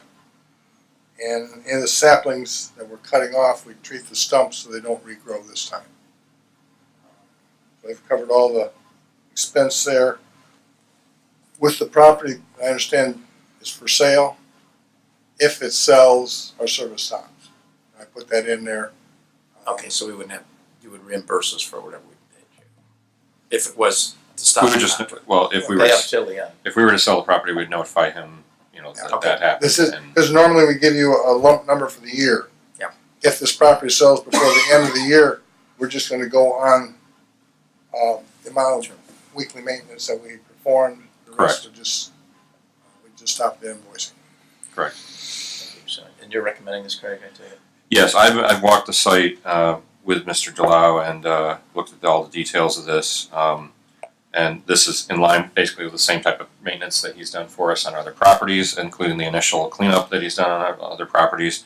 So it's in line with what we've done previously, and I would recommend approval so that we can get this started right away. Move for the approval of the landscaping contract on this property.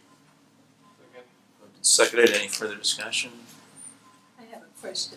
The herbicide applications are included in that? Yes, they're listed at the bottom.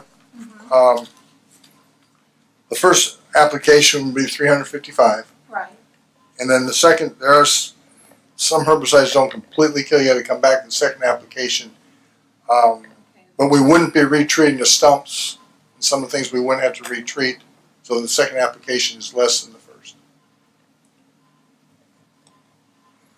All right, any other questions?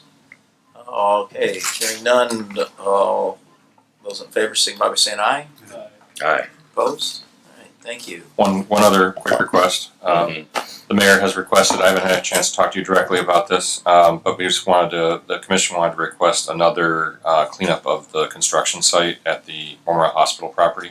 Legacy? Yeah, so if you would go ahead and make arrangements to do that and bill us accordingly.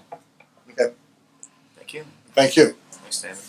So, a related housekeeping kind of thing here. Can we jump down to number 13? Steve Travis. Yeah, they're not here this evening, but I can just quickly report. And I don't know, Dave, if you want to add to this, since this also involves you, 709 Franklin. I was notified by Stephen Travis at Americo that we plan on seeding the property possibly yet this week. That was a goal earlier today. Okay. Paul and I reviewed some of, there's a slight kink in there he's working on tonight. He's not here. Trying to get one kink worked out. One question I had for you earlier in the day, Craig, was trying to get a hold of you. It's set up with the option of sodding along the edges. Mm-hmm. And that was put in there by the engineers, which made sense at the time when it was, the longevity of this property wasn't known. It was going to be developed into something else. If we sod along the perimeter, it's going to be a different grass type than what we're seeding. And you're going to see that difference forever. Originally it didn't bother me because figuring within a short period of time there would be the development which would change that. I'm not sure, I think the option was approved. We'd like to run without the option. So just to seed the entire Seed property? the entire property. So it's all consistent? The sodding was going to go along the sidewalks. Well, there's only Franklin Street sidewalk because 7th Street has a curb. In the back, they had a sodding down that alley, which I don't see it. it's like $1,800, but still, I don't see spending that money No, and same. not having the product being true. We'd rather And just seed the whole thing. And again, the ground is high enough, we're not gonna have pooling water on the property. It's been regraded. So yeah. Okay. So I'm on board with the idea of seeding the whole property now based on that. Because they were gonna, I should have mentioned, there was a 4-foot perimeter of sod put in, was what they wanted us to put in. Sure. And it made sense talking to Steve earlier that they'd keep any soil from going onto the sidewalk. But at this time, I think we just seed the whole thing to keep it uniform. Right. Well, unless I hear otherwise, I think just proceed. Any other commissioners opposed to that? Okay, just go ahead. Okay. And we'll keep up with Steve as far as the schedule. But yes, it's real close. I know the seed's there, the fertilizer's there, all the product is sitting in the shop waiting to come over. So this would wrap up the activity as far as the demolition and restoration of 709 Franklin Street. So we can probably, once that's done, we can take that off the agenda. Good. So. Nice. Thank you. Thank you for your good work too. So, all right. So let's move back down to 11. item number 10. 10, yeah. I think it's 10, yep. This is certainly a project of some significant interest. So Ruth Worsma is here to describe what's going on with the 7th and Pine apartment project restart. All right. Thank Sixth you. and Pine, Thank excuse you, me, Mayor. Sixth Thank you, and Pine. Commissioners. But I'm going to take 2 seconds to say my 2 cents about what's happening with the South Shore line. This is about as exciting in my world of looking at how you have regional impact and without rolling over your local community. This is as good as it gets. I think, the double tracking alone is so significant. It makes the region stronger. And what I love about it is the other 2 parts of it is that it puts you right at the center of the South Shore of Lake Michigan. And you're a major hub, and this just reinforces that aspect. And then I think, so you've got the broader regional aspect that you're reinforcing and that you're moving forward. Then you've got this parallel path of protecting your community. It's like you're not throwing away your history. You're honoring your history at the same time as you're making it part of the broader region. And there are very few communities that get that right. And this balancing that you're doing it is so notable. I mean, when I go to conferences across the country, this is the kind of thing that they want to see, how they want to hear, and that you have a commission that still worries and thinks about seeding and how is that the right way visually to use our money, and yet you're also thinking big picture. And it doesn't hurt that you have a state with a surplus that can give you additional money. So I'm a little envious being a native Chicagoan who lives here much of the year. Anyhow, I just want to move. We're got plenty of space. Anyhow, I'm a little bifurcated. Anyhow, so I'm here to report on what's happening with the Old Memorial Hospital site, RFP. We send out notices on August 1st. We sent it to a number of developers. The core group was there were 7 development firms on the city's bench. And these were developers that were known to the city as having an interest and had been really following the site. And then NCI, because that's who we are, we've got connections to the broader region and the community. So we augmented it, with some of the developers that we felt should know about it from the Chicago region and other parts of Indiana. The responses were submitted last Friday. And I wanted to also add that we established a really high standard because you had timing concerns, and this is clearly a sophisticated site that needs to be done well. You don't need a developer that learns on your dime, and you need to have it accomplished. So we set a high standard when we sent out the request for qualifications. From the original 7 from your bench, we had a number of responses that are solid, and that I'll be reviewing those with staff and leadership tomorrow morning to figure out a path forward. We haven't sent notices yet, so I'm not going to say names now. But I think it's really important to know that you had a bench and they're ready, and that bench is ready to go. So the timing, I think, can work very well for the city. That's really my report. So, questions for Ruth? So, just in essence, from a timing standpoint, so we'll have our internal meeting tomorrow and expect to be in front of the commission, either a special meeting in August or at the September meeting with a suggestion to move ahead. Is that correct? I think it's Or is that we will see. We'll discuss this tomorrow morning, but I think it's reasonable to assume that you could have agreement on terms in the month of September, which Okay, means so maybe that slide to October or something. We'll see. Yeah.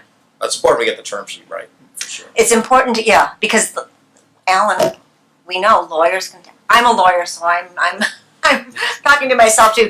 But if we think that it's very reasonable to assume the important terms decided in August or September, and then be able to proceed to contract, and maybe even have contract by then. So, yeah, sometimes it takes a little time to hammer it out if you're really going to do a good job. Yeah. Sure. So, Right. thank you. Thank you. Progress. All right, let's move on to Mr. Chris Murphy. Okay, or maybe we want to go to Ohio Street first, but I think he's one and the same, right? Oh, Richie, could you give us some? Rich deal. So they can tag team it, I'm sure. Thank you. Thank you all for having me tonight. I think Debbie gave you guys the change order summary and final change order for Ohio Street.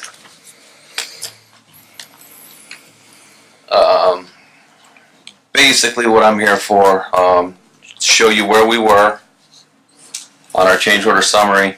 I had change order 1 through 5 was everything that the city requested. And then after construction was all finished and tallied up, my overages came to $5.51 million. So what we need to do, obviously at your request or with your permission, is to bump my total for my project up to $5.51 million so we can pay our remaining payout, which is invoice number 12, and be able to give Reith Riley their $100,000 retainage back. I do have explanations for overages if you're interested in that. We did go over a little bit on Common X, which was kind of my go-to. We had unsuitable soil in multiple parts of the road that we overcut or undercut the road, beefed it up with more stone, and obviously the ditch grading for Strebel Arm and the ditches alongside the west side of the road took up a little bit more Common X than what we were anticipating. So that was one of our major overages there. And then we had some off-site drainage, existing manholes to business lots and stuff like that were not accounted for, and we had to tie those in. So that was another overage where we added a few structures and had to tie those into the new system. So, So, Greg, any questions or concerns? No, all these changes have been reviewed by either me or Skylar throughout the period of kind of the last days of the project here, and these are all necessary, basically just last minute kind of tidy up items, unforeseen issues that have come up throughout the project, and so the total $131,247.94 appears to be in order. And so now is it total release of retainage or partial? well, that's what I would. I believe you guys wanted to do a partial release. I think you want to approve the total amount today. Correct. And then release just 50,000 of it. Yes. Until we get our as-built and all the There's just a outstanding couple very information. last punch list items that we want to make sure are dealt with before we completely Absolutely. release the Yep. retainage. So that being said, we would request to approve the increase in the change order, but we're going to only release $50,000 worth of the retainage out of that. That's what I would do. So clarify for me too, when we do these projects, we usually have a 20% overage potential for the project. This is well within our Yes. anticipated spend. Yes. Okay.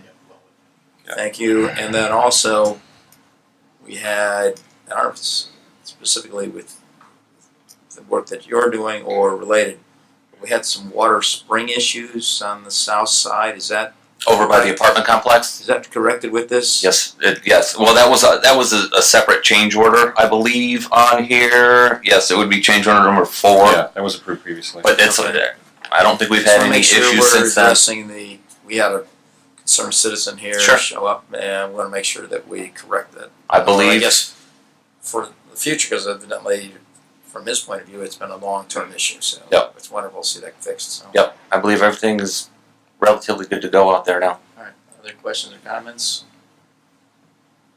What's the pleasure of the commission? So the first thing would be to approve the total change order amount, and then as a separate action, I think it would be appropriate to take a separate action for the partial release of retainage. Okay, so the first one is approving the change order and increasing the amount of $131,247.94 to bring the total contract price to $5.5 million, 10,043.57. Is that right? Just for the Approved. support, I want to clarify that what the actual dollar amount of the increase or the overage was. $131,247.94. Yeah, I think when it was first, well, that's fine. I just want to clarify what the dollar amount is. That's all. And moved and seconded. Any further discussion? I think it originally came out that it was millions. So that's all I know. Man, I might have misspoke. I could have said that. That's all. I think what he said was he bringing my project total cost to. Yeah, but in yeah. layman's terms, I think out there some people might have thought it was a $5 million overage. increase. No, I didn't go over it by that much. All right. No. No loose ends. Blow our budget, right? All right, so moved and seconded. Any further discussion or humor? All right. All those in favor signify by saying aye. Aye. I mean aye. Excuse me. Thank you all very much. Opposed? Thank you. And then a separed action, just to request release of the $50,000 worth of the retainage. Support. Moved and seconded. Any further discussion? All in favor signify by saying aye. Opposed? Thank you. As soon as I know that those as-built and whatnot have been submitted, I'll contact you and you can Thanks, Rick. release the rest. Thank you very much. Appreciate it. Thanks. Mr. Murphy, thanks for hanging with us. So US 12 bridge update. Commissioners, Chris Murphy with Structure Point. I do want to, sitting through the public hearing, congratulate you on the next steps on the double track project. It's always good in my mind when you can expect that you're moving towards the federal government returning over $30 million of your taxes to a benefit of your community for the next 100+ years. So that's well worth the effort, and I commend you for pursuing it and continue to pursue it until it's completed. Well done. On the US 12 bridge over Trail Creek, NDOT has, as you know, they have bid the project. The low bidder was Superior Construction out of Gary, and they are experienced bridge builders, NDOT bridge builders. The low bid was somewhere in the $5.5 million range for the project, and as we've noted previously, NDOT has asked them to delay the start of construction till later on this year, so that they can complete the entire construction of the project in one construction season next year, 2020. Right now, it's just a matter of waiting as that time comes around, and NDOT will organize a pre-construction meeting with the appropriate stakeholders and go over the maintenance of traffic phasing as they look to start construction early next year. We do have an item remaining on your agenda with regard to decorative elements that we may want to ask NDOT and the contractor to include in the railing, the pedestrian railings that will locate on each side of the sidewalk and the multi-use path that are on the bridge. We probably need to spend some time providing the contractor with some direction on that, even at this stage, as those elements may require a long lead time to be fabricated, and the contractor may want to move ahead on that earlier than later, even though the railings won't really be expected to be installed until toward the end of the first phase of construction and then the second phase of construction. So I do want to leave you with that note that we do need to spend some time on that here sometime soon. I have a question and then a suggestion. So, it was attaching those decorative elements in the bid, or is that a separate item? It will be a change order to the bid. Change order. So, given that, my suggestion is that we hold on that decision until after the railings are up and the bridge is constructed, because I don't believe, other than perhaps a lane closing, that there is a need to make that decision in the short term, and that we could end up picking the decorative elements at a later date and attaching them. Is that an issue? It would cost us more, probably, because of costs related to the project that we would save on mobilization and things like that in terms of traffic maintenance of traffic and that sort of thing, types of steps that are necessary to do a project like that. So whereas those things are being provided by INDOT as part of this project, we would have to pay for that at a later date, just so we know that. Okay, well, I don't know, other commissioners' thoughts on that? I mean, in the next month or so, do we want to make a decision on bridge ornaments, or what I'm sorry, decorative elements. Thank you. Why don't we, why don't we set up a meeting with Chris to talk through this, and maybe, you and the member of the commission and I can talk about the options and the feedback we've received and things like that, and, maybe we have some feedback that they want some zoo animals on there, so.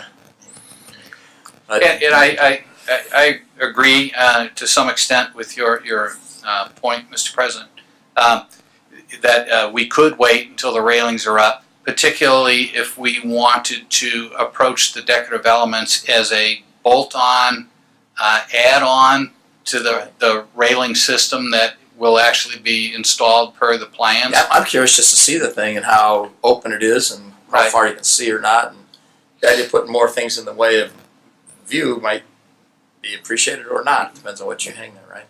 But if we wanted to work with an element that is actually part of the fabrication, I would recommend we move ahead earlier on that. So maybe we should just schedule a meeting to talk about these options and discuss. It's okay with me. If I don't know, what's the pleasure of the commission? What do you guys want to do? I'd say have one of the other commissioners just meet and talk about might be best to make the decision in the next month or so. Have we decided on the paint yet either? Is that something we've got that taken care of? Yeah, okay, I thought so. Yeah, it's a blue. I don't remember what the color blue is, but it's a blue. Remember the actual name of the color, but it is a blue. Right. So we have one or two commissioners want to work on this. Okay, John, Aaron, why don't I just let you two guys run with it? If that's okay, and then report back. Is that okay? Like, the three of us can't do it, so. Is that good with you, Craig? Yeah, that's fine. Okay. So I'll work with Chris to get that set up.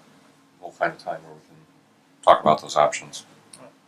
Thank you. Very good. Thank you. Appreciate it. Okay, Washington Park projects. Jay Neese.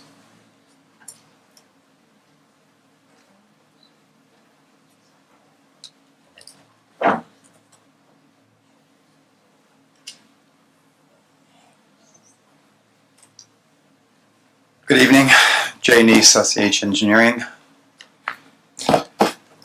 We have a couple things on the agenda. The first one is the west parking lot. And you should have 4 documents to close out that project. The first one is a change order number 3, which is a final quantity balancing change order. The second is pay application number 9. The third item is retainage release request. And the last certificate is certificate of final completion. We've received all the documents from the contractor. The project is done, it's looking good. We just need to close it out by having these documents signed. We'll be finished.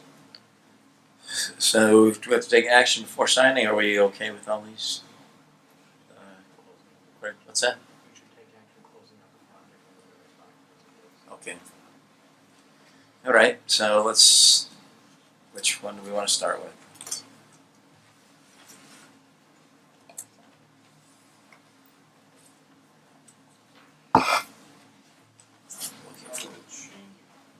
Yeah, I would probably the change orders first. I agree. Start off with change order number 3. Okay.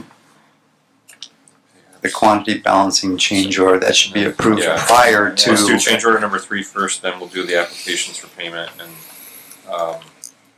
the approval and acceptance, final completion. Yes, in that order, it's good. Yes. Sure, I have change order number 3, maybe somewhere here.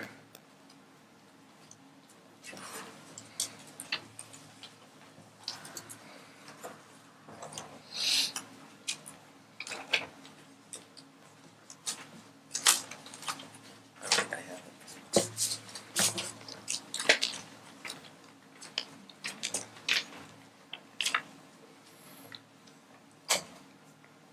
You don't have it?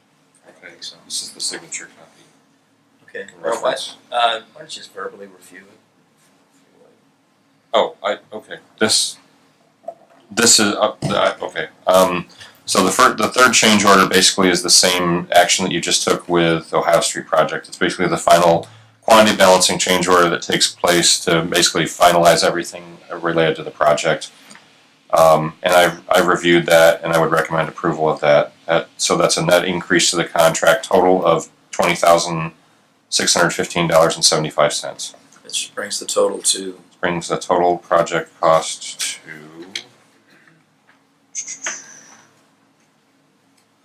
$821,898.36. okay.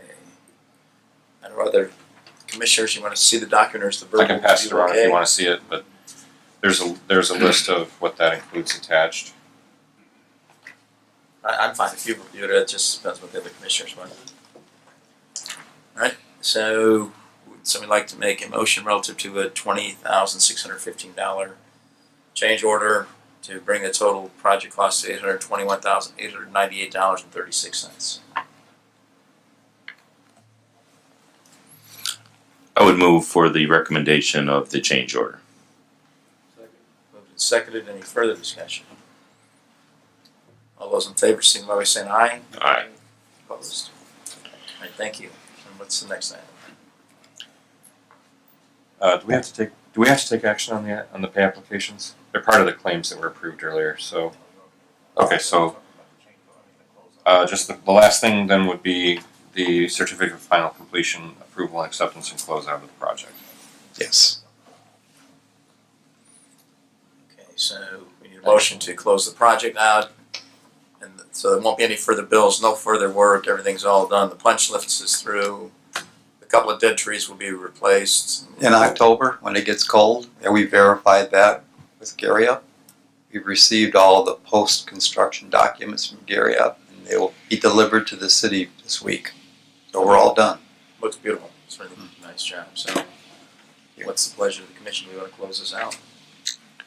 Move to approve the final closeout of this with this document.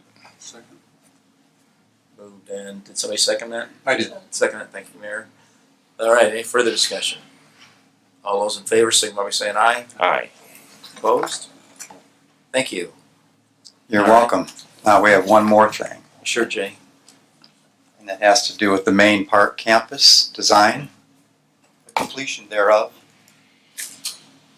I have here in my hands the plans and specifications to finish the design of the main park campus, which of course includes a new entrance, new traffic redesign, the new ticket booths, etc. Along with that, there's a CD, it's a hard copy. There's a CD with an electronic copy of the documents. There is also a 100% probable construction cost for the project in here as well. And I was rather pleased with the cost estimate. We tightened it up on the contingency, and it looks good. So I'm going to give that to you, Mr. President, the package. I'm going to put it for Craig Okay. in his file, and then we can decide what further action we may take in the future on the park. I think that's a really joint decision between the Park Department and ourselves and the Port Authority relative to what the next step might be on the project. But it looks nice and neat. In fact, I don't know, rubber bands count for a bow, but it looks nice. It shouldn't fall apart. Thank you. Thank you for your excellent work, by the way. All right, any other questions for Jay? All right, moving on. Village Road paving solicitation request, Global Engineering. We got Franklin Street paving request too. Good evening, Commissioners. Martin Botchick, Global Engineering. I'm here today to request permission to solicit bids for the village reconstruction project. Village Road will be receiving at least 5 inches of HMA milling and repaving everywhere and subgrade treatment in some locations throughout. We would like to publish an ad on August 19th and August 26th with a pre-bid meeting on September 3rd and a bid opening for September 9th at 10 a.m. I can just add to that too, just like we've done with other things, other projects. We officially will have a special meeting at the same time as the deadline for the bid opening, and we'll open bids at that, and then Martin would would review those, analyze, and provide a recommendation to the commission at their regular meeting that evening. Correct. Mr. President, question, Martin. I know there's been coordination between the sanitary district, general manager, Jim Meyer, also with Haas and Associates in regards to the stormwater project and the paving project, and there was conversations about a cap and alternates. Is everybody on the same page on that now with the sanitary district? Because I think it was what the remaining left, and Craig, I don't know where you're at on this, but Well, where I'm at on this is the Redevelopment Commission has already approved a dollar amount for this project for paving. The only question I guess I have is part of that dollar amount going to cover a portion, the Village Road portion of the repaving that needs to be done associated with the stormwater project? Is that coordination taking place? Because it's my understanding that was being looked at. I don't know if that's how it ended up. So yes, and I believe Tom can add to this as well. So there's been a lot of correspondence back and forth. I've probably seen 24 emails. With the exception of the area that I'm talking about, though, because of the actions we've already taken in terms of approvals, and they've already notified property owners and all that sort of thing, that would have to do with the $950,000 that we already approved. How we use that $950,000 that we already approved for the sanitary district is that the conversations that are taking place with the sanitary district outside of this paving has to do with how they would utilize the $950,000 that we approved for the sanitary district. Because we approved $550,000 for paving previously, and they notified neighbors and all that sort of thing already previously based on that approval. Right. So the only thing that comes into question with regard to the $550,000 is that can some of that money be used to restore the area that would be disturbed as part of the stormwater project? So the only area outside of Village Road that would be disturbed would be Crestwood Drive, and I have a cost estimate for that, and we can put it into our contract to repave it. It only needs a 2-inch mill and resurface. It's in decent condition right now. It doesn't need to be reconstructed. So we could add it as an alternate to our bid documents now. That can be taken up later. Right. In terms of once we kind of work out all these details of the conversations that are taking place with sanitary district, Haas and Associates, Global, us, we can consider that as an alternate and whether or not that falls into the money that we already approved for the sanitary district or if it's something we have to consider in addition. I guess that's where I'm trying to get at. What are we going to get done with Right. the residual of the bond? And are you saying basically we won't know until we get the bids and alternates in? Is that Our construction budget, we are pretty much at $550,000 with our engineer's estimate so far. We're not completely done with the design, but we're close enough to know that it's going to be around that number. Yes. okay? And how much paving? What would get paved from what point to where? So that includes Village Road from Franklin to Ohio, Okay, the entirety. right. Okay, that's my concern. So what I was getting at, Mayor, was the question would become the portion of the project that ultimately just decided as far as what's going to be done with the drainage and the stormwater project. Would we be able to? We would basically suggest doing that as an alternate that we can take up at the time we go to bid. So hopefully between now and the time we actually accept bids, award bids, we'll know which way we're going with all that, and we can decide at that time if we need to consider additional funding to cover that, or if it's all going to be able to be covered in the amount that we had already approved for the sanitary district. So more to come on that. We're not taking action tonight, right? No, the only thing we're taking action on regarding that tonight is Village Road. Paving. Just permission to advertise. Or to advertise. Just to advertise. So we got to have the bids anyway. So okay. Right. We won't have, we'll get our bids back and then Okay. we'll award the bid based on the outcome of that, so. So we need a motion to move ahead with the advertising for the Village Road paving project. Is that right? Correct. So make Move a to motion. move forward with the Village Road reconstruction project. Second. Seconded. Any further discussion? All in favor, signify by saying aye. Aye. Opposed? All right, thank you. Until we run out of gas here a little bit. So Franklin Street paving. And that would be it's a similar timeline. It's the exact identical timeline for we're requesting permission to advertise and bid on the same date as the Village Road. Oh, okay.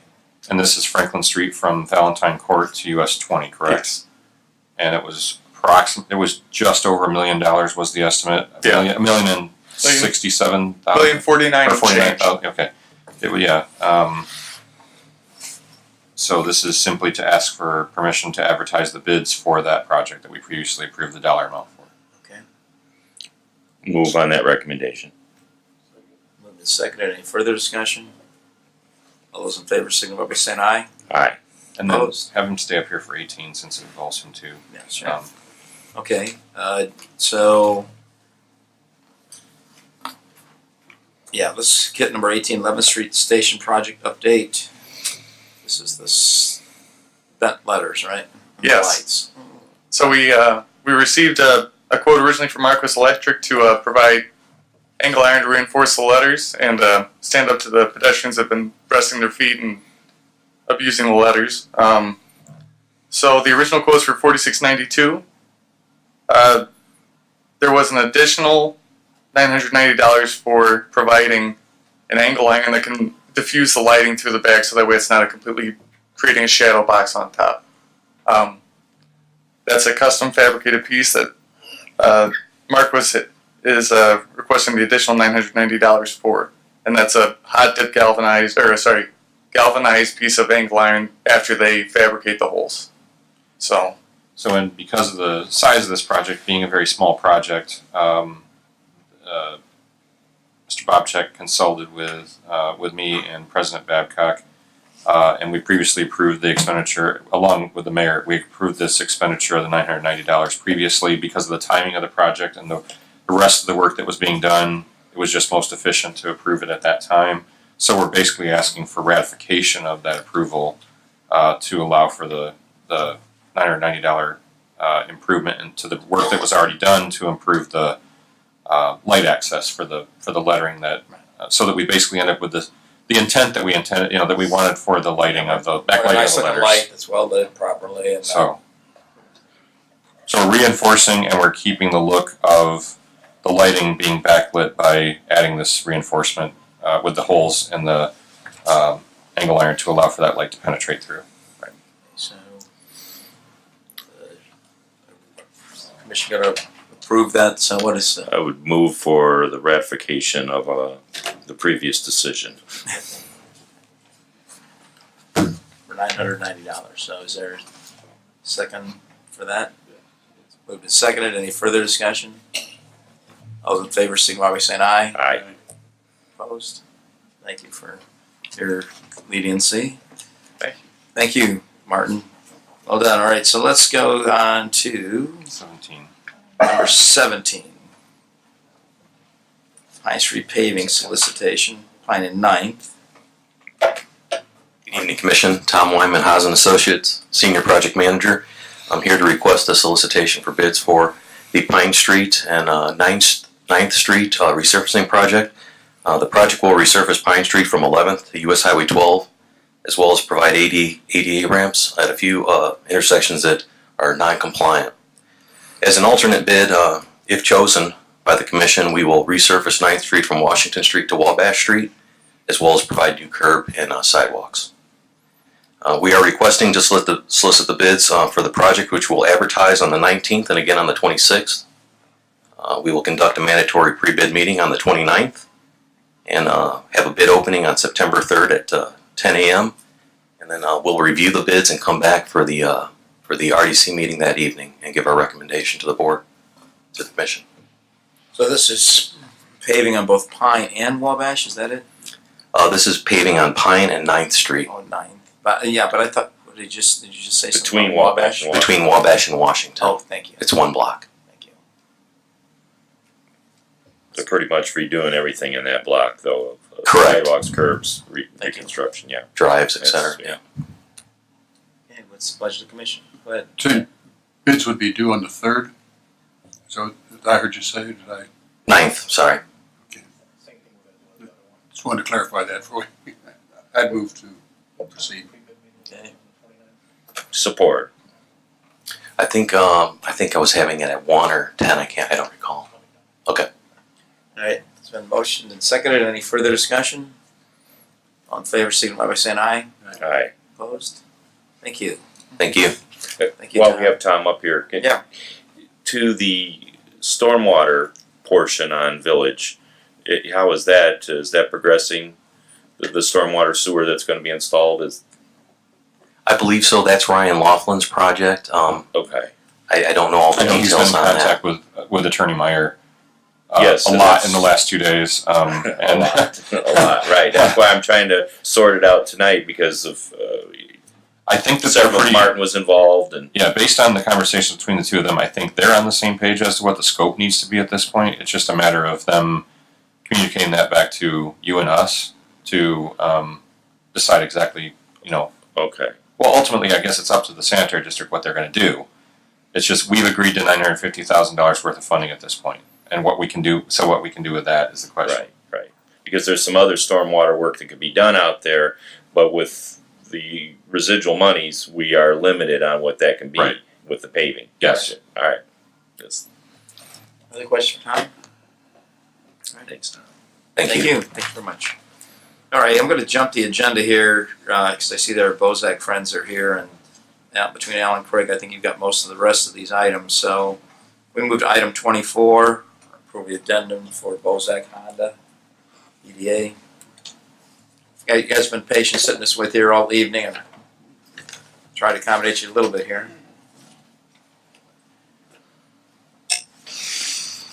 Thank you, appreciate that. Kevin Spence, Larson Danielson Construction. Good evening.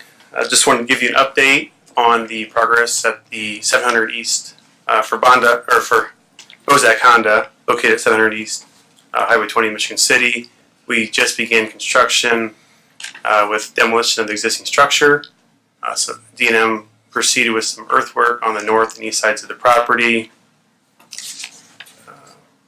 We're continuing with design, expecting rebar to show up in a couple weeks, and so a lot of things going on behind the scenes, but really not seeing a lot of progress quite yet. So you probably won't see progress until sometime in September, when September 20th the building is scheduled to arrive. So we'll start erecting the building September 20th, and probably a month after that you'll start the seeing. building, right? That's girders and Yeah, it's a pre-engineered metal building. what's that? It's a pre-engineered metal structure. Oh, nice. Okay. So in the process of demolition, D&M encountered some buried ductwork used. It was concrete that looked like it was suspicious, so we had it tested, and it did contain asbestos. So, as a matter of fact, tomorrow at 7 o'clock, we are scheduled to remove that, both with Heartland Engineering, or Heartland Environmental, and D&M Excavating. Also, in addition to identifying this asbestos in the service bay, there was some contaminated soils that appeared to have an odor to them. So we had those soils tested, and they're contaminated. So tonight, in speaking with Alan the past few days, we've talked about, and you should have a copy of an addendum that kind of outlines the cost, the projected cost of the asbestos removal and contaminated soils removal. We're not asking for any additional monies. We're asking for just a kind of a reallocation. The budget numbers that we had initially came in under budget based on the contracts that were issued to both D&M Excavating and Babilla Roofing. So we're asking for the net difference. The total that was agreed upon, the $380,000, is essentially the net difference, and that should be outlined in the spreadsheet that I submitted. So if you have questions or Alan, we can answer those questions now. Nicely done. That's it. I'm done. All right, so we're still within our $380,000 approved budget. Correct. Just need to reallocate the use of some money to cover some environmental unforeseen activities. Is that correct? Correct. All right. So just to refresh people, this was a new investment about market value about 4.1 to 4.2 million. 8 new jobs in the first year payroll at 375,000. 4 of those are sales positions covering 50 to 75 grand. 4 tech positions at 50 to 80,000, and a couple clerical positions also in support of that. Their top technician last year made 160,000. They had 47 existing jobs will be retained as a part of the project, and they continue to pay good taxes and wages and contribute to our community. And we previously approved this project for that reason. I always like to review that we do have some new good paying jobs and investment coming into our community as a result of our good friends at Bozak and also the work of this commission and the mayor. So what's the pleasure of the commission? We need to make a reallocation? You're basically you're approving the change to the project description to include, and so there will now be a new addendum or another addendum to the economic development agreement that I will draft and Don will sign, basically saying that in addition to everything else we've talked about, there will now be money allocated for removal of contaminated soil and removal of asbestos. Everybody understand that? Dinah? Okay, what's the pleasure of the commission? Move to approve. Second. Seconded. Any further discussion? All those in favor signal by saying aye. Aye. Thank you. All right, thank you. One other question, if I could, Mr. President. What's the duration of the construction project? Completion by the spring of next year, 2020. Okay, and I estimated how many union construction workers will be on this project through the... All the trade contractors working will be union. Yeah, but I mean, I understand that, but how many do you think will be working through the winter on the project at any given time? I would, anywhere from 15 to 20. Okay. When the interior build out starts to take place, it'll be more finishers and painters. I just think it's important that the community realize a lot of times when we're building these things throughout Michigan City and investing in redevelopment that a lot of men and women in the trades, which are good paying jobs, are working on these projects. And Absolutely. point that out. So, thank you. Thank you. Thank you. Thank you for your good work. All right, it's moving back up to Alan. I think you're up for number 19. So, the tenor of the evening is double track project. Part of the project, or part of our responsibility of this project, is the acquiring of property within the station block area. And then, well, you're gonna help me out. Very good. But in addition to the purchasing these properties, but then also, because it's a federal project, we have to stay within the rules of the Federal Relocation Act. So we were, Best, Longest, and Neff were recommended to us as consultants for this project by NICD. And so we have been working, and Craig has been working with them for several weeks now to try to get an estimate, and so that we can negotiate a final contract in time for approval tonight. That didn't happen for a variety of reasons, through no fault of anybody other than just the scope of the work involved. And it's not just simply buying property, but then also looking at it from the environmental aspect of it.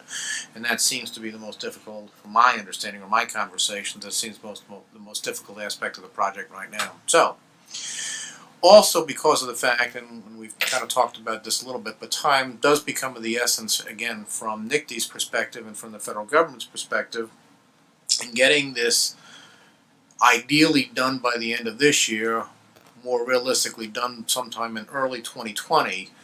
We don't want to waste any time that we can, so the idea then was that we've talked about with BLNF is there any way that we can begin on some of these projects, since we're pretty well assured we're going to enter into an agreement with them for consultation services, that they could begin some of this work while waiting the final draft of the agreement and final approval by this commission. And I also made it clear to them that even if we reach an agreement, it would be a contingent agreement subject to full approval by the commission in a public meeting. So what I sent to you on Friday evening was a memorandum of understanding that I developed in conjunction with Kristen of BSNN or BLNN, and she then presented it back. So that's why I sent you originally a draft. It is now there were no changes made to it. So the action at this point tonight is really kind of twofold. One is to approve the memorandum of understanding. One point significant about that, I guess I kind of left that part out, is that anybody on behalf of BLNN that does the work, they want to get paid for it. So the memorandum of understanding, even if we don't end up entering into an agreement with it, but at least it's work that we're going to have to undertake as part of the overall double track project.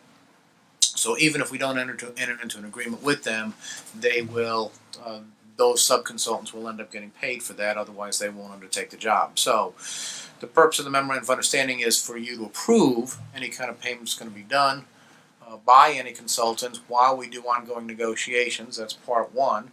And then the second part would be, as Craig, others from BLNN, and I continue to work on a final agreement, that Don has authorization to sign that contingent upon subsequent approval. And if we could get a special meeting in August, maybe none of this is necessary. This way we guard against that, and we automatically have it on the agenda then for September. One, both, or either one or the other, or for both of them. And so we're coming up against some significant time pressure, yes, relative to property acquisition in the station block area, which is part of our agreement with NICD.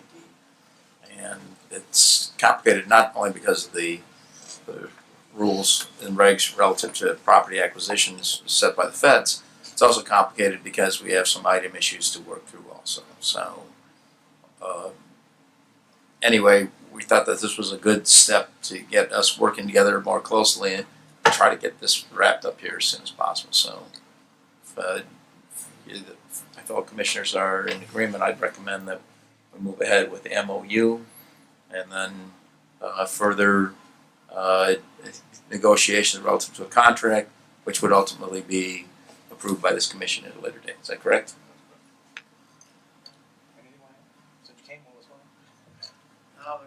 We're doing the real estate acquisition service for the double track project as well as Westlake Corridor. Okay. So you're very familiar with working with people and what obligations we have, what they get from the community. Yes, sir. And I live locally, so I represent our company. Really, just please introduce yourself and where do you live? John Lewis, Crown Point, or 12326. Okay. Crown Point. So I live locally. We're very involved with Westlake Corridor. We just received our contract for the NICD double track to do the same scope and services as provided here. Thank you. You're okay with this, Greg? Okay, what's the pleasure of the commission? Move forward with MOU. Second. Moved and seconded. Any further discussion? All in favor, signify by saying aye. Aye. Opposed? All right, thank you. Thanks for hanging with us. All right, so moving on here, seeing Sandstro, Mr. Phillips. Okay, Phase so two. previously the commission purchased a parcel, or approved the purchase of a parcel necessary for the completion of the second phase of Singing Sands Trail. And I mentioned at that time that there were two other parcels that we were in the process of negotiating the final terms with. We've done that. You have copies of the memoranda that are associated with that. These are two parcels, one owned by Lake Industries and the other owned by R&E Pallets. We, through a number of different meetings, came to terms with based on the market value of the property for the price of the acquisition on the Lake Industries property. That amount would be $7,450 for 0.143 acres of a permanent right-of-way for the trail to be located on. And on the R&E Pallets portion of the project, as you recall, the trail kind of sits up the hill from the creek, and there was a residual parcel left over we discussed previously, where we agreed to pay for the additional residual for that, and they recalculated that number, so that comes out to a total of for both the parcel necessary for the permanent right-of-way for the trail itself plus the residual parcel left over between the trail and the creek. It's a total of $37,750. So I would be requesting approval for both of those purchases for the trail right-of-way. So this is the second phase. This is over by Liberty Trail. This is over by Liberty Trail, yeah. So okay, so the first phase is under construction now. Finally, so moving along. And this phase is second phase. anticipated to go to bid in January. So this these is are one of the critical last pieces to one of the actually be last able to steps. stay on the trail, right? Right, and this is one of the last steps in the process before finalizing this with NDOT. What's the pleasure of the commissioner? Do we have any other questions? Move to approve. Support. Moved and seconded. Any further discussion? All in favor, signify by saying aye. Aye. Aye. Opposed? Thank you. Wonderful. So let's move on to the Walker study addendum. Mr. Phillips. Okay, so back in 2014, I believe it was, we conducted a pretty thorough analysis of the parking in the entire Uptown Arts District downtown area of Michigan City, from basically Detroit and Green Streets all the way up to Trail Creek, north to south, and from Wabash to Pine, east to west. And it's been 5 years since that study was done, so there's a need to update a couple of elements of the study, the most important of which has come up with a conversation recently with regard to the agreements that were set by the council previously with NICD for the operation of the double track project, is what it would cost to operate and maintain the 500 space parking structure that was mentioned previously. And one of our commitments as a city is that we would basically operate and maintain that facility. So it's come to my attention that there's some questions about what those dollar amounts are, and I thought it was necessary for us to make sure that we updated the portions of the study that we need to be able to answer those questions should they come up. And I asked Walker to put together basically an addendum that would basically update those sections of the study that would be necessary to do that. And so there's also a time sensitive aspect to this project, so it's a little bit of a rush order, if you will. So the pricing reflects the fact that this is being made a priority in a very short period of time and not worked into a normal course of business. So the proposed lump sum fee to update the study sections that are necessary for this would be a total of $6,480. And you have the list. It's listed. The scope is listed out there, but we'll talk about not only the costs of operation and maintenance, but also some methodology for various ways to go about actually operating the facility. So there's two sections of the document that really need to be updated, and like I said, that would be done. Actually, it's going to be done very quickly, and Sure. Well, it'll be timely relative to our decisions on the station and Right. double track. So, and any number of us have heard questions about parking in the downtown. So, what's the pleasure of the commissioner? Do you have questions for Mr. Phillips? Motion to approve. Move to approve, is there a second? Support. Moved and seconded, any further discussion? All in favor, signify by saying aye. Aye. Opposed? Thank you. Mr. Chair, if we can go back, I think Sure. when we were talking about the land acquisition, we had a motion to approve the $37,750 for the Palace property. Right. There's also a second property in the. Oh, yeah, I did ask for the two. Did we not do both? No, we just did the one. Okay, thanks. Thanks for reminding us. So the other one was for the $7,450 I'd still move. for Lake Industries. Support. Moved and seconded. The second parcel, which we skipped over here. Thanks. Any further discussion? All those in favor signify by saying aye. Aye. Opposed? All right, thank you. Dot the i's and cross the t's, thank you. All right, Stanhope Consulting contract, Mr. Phillips. So as part of the preparations for leading up to meetings regarding the Civic Plaza project and some ongoing work associated with that with various community organizations and the committee associated with that project, it's necessary to cover some additional costs that we received invoices for, and some additional costs that we anticipate receiving invoices for in order to make that contract whole. So I would be asking for an additional $25,000 to cover the costs associated with. We have currently $11,000. I can't remember the exact number.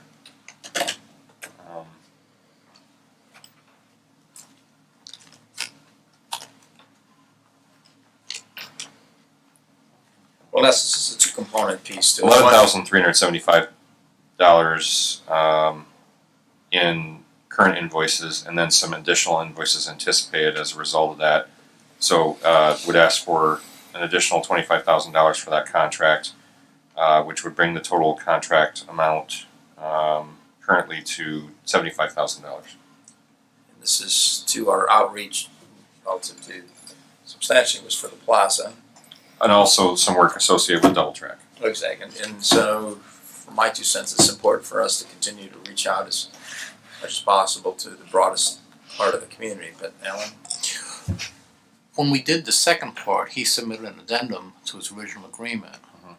And I think that's a cleaner way to go. So I think if we. So if you want to authorize that, we just have that same document approved and then we'll signed by authorize Don. Don to sign a second addendum from Huber. Okay, so second addendum to cover up to 25,000 more. Yeah. Okay, so that's the cleanest legal way to do it, I guess. Does anyone have any concerns about additional outreach relative to the projects we're doing in the city? All right, what's the pleasure of the commission? Would move forward with Attorney Cernick's recommendation.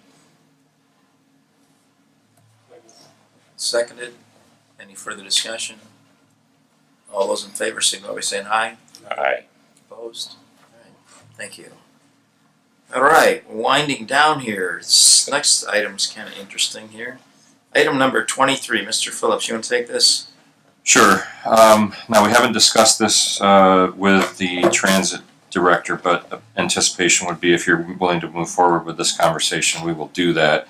But there has been a number of comments received that the Redevelopment Commission should consider helping to try to augment the bus service in the city in whatever way it can. And one of the ways in which the Redevelopment Commission could do that is to perhaps provide some bus shelters within the TIF district areas themselves. We can't do that outside those TIF district areas, but I would suggest that the Redevelopment Commission, along in conjunction with the transit director, Robin Tillman, work with the council to come up with a partnership between the Redevelopment Commission and the City Council to consider the installation of some additional bus shelters in different parts of the city to provide for better bus stops in various areas. And there are a large number of those that are located within TIF districts, in the South and North TIF districts in particular. There are also a few on the east side of the city, but that becomes a little bit more complex. But the idea of basically just setting up a discussion with City Council to look at where that might take place in conjunction, like I said, with the transit director. Obviously, we're not experts in providing bus service, whereas she is and has resources available that she doesn't, or that we don't. But I'm interested in and willing to start working on setting up those conversations between the transit director, the City Council, and the Redevelopment Commission. So you're to look just at looking some for solutions for that. support to Move forward with those to conversations, to just have a explore the conversation, possibility of explore. providing for some additional infrastructure if it's possible to do so, where appropriate. I'm not sure we need a vote on this. Does anyone Just want kind to of volunteer a to? nod. Anyone want to volunteer to work on this, or? I just have a question, Craig. You said not on the east side? Well, the east side doesn't currently have any funds available. That's the only challenge. So we would have a hard time using our funds to pay for those. So we would have to look to the council to help with that part of the partnership. I think what Craig's suggesting is that Primarily we the find north some and place where south we tip. may be able to help, the council may be able to help, so we kind of get a whole package put together to cover the need. I'm not sure how much the bus stops, one of those costs or whatever. Do you?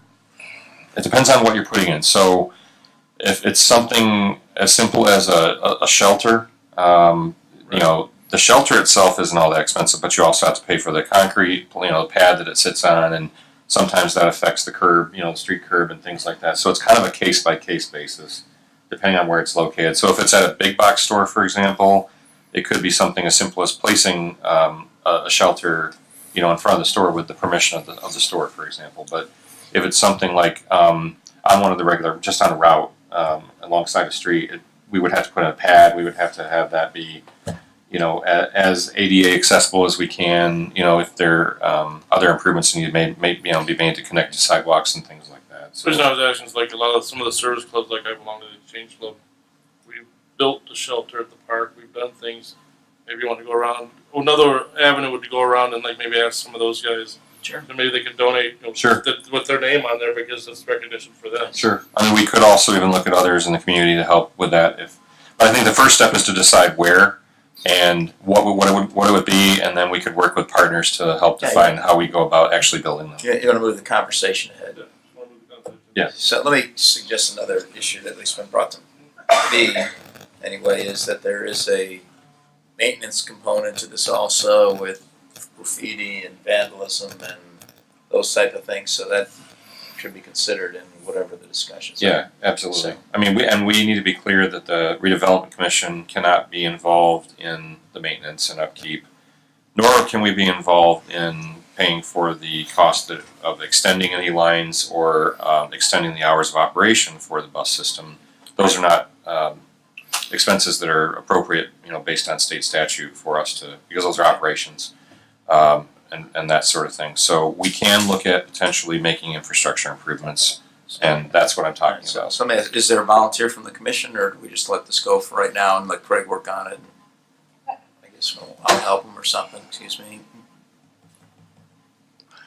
So I will work with Robin and Craig, and so, I mean, it gets a little more complex than I think we're making this right now, because the Federal Transit Association is going to have requirements of these shelters where they're at on a fixed route. We have requirements.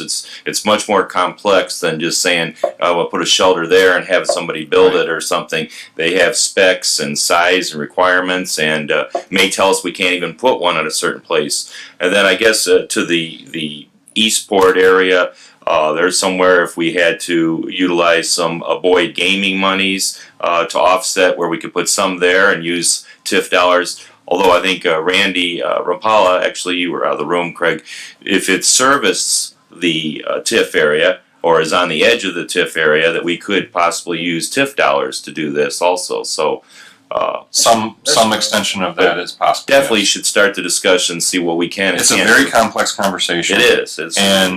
But I wanted to introduce the idea of, you know, us exploring where we might be able to help and assist in different ways than we've done before. And so that's why I'm suggesting it.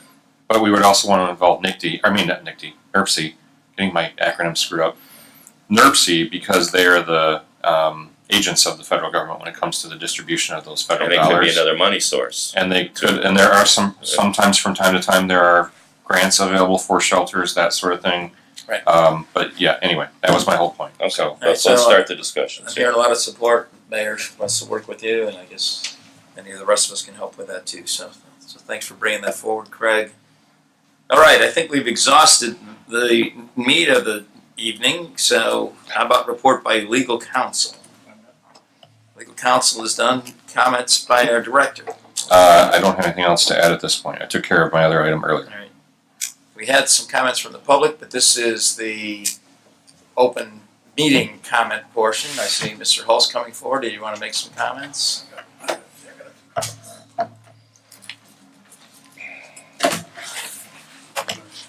Oh, this is hot off the press. I can tell what this is. Thank you. Oh, yeah. Please don't pay for this. Yeah, nice.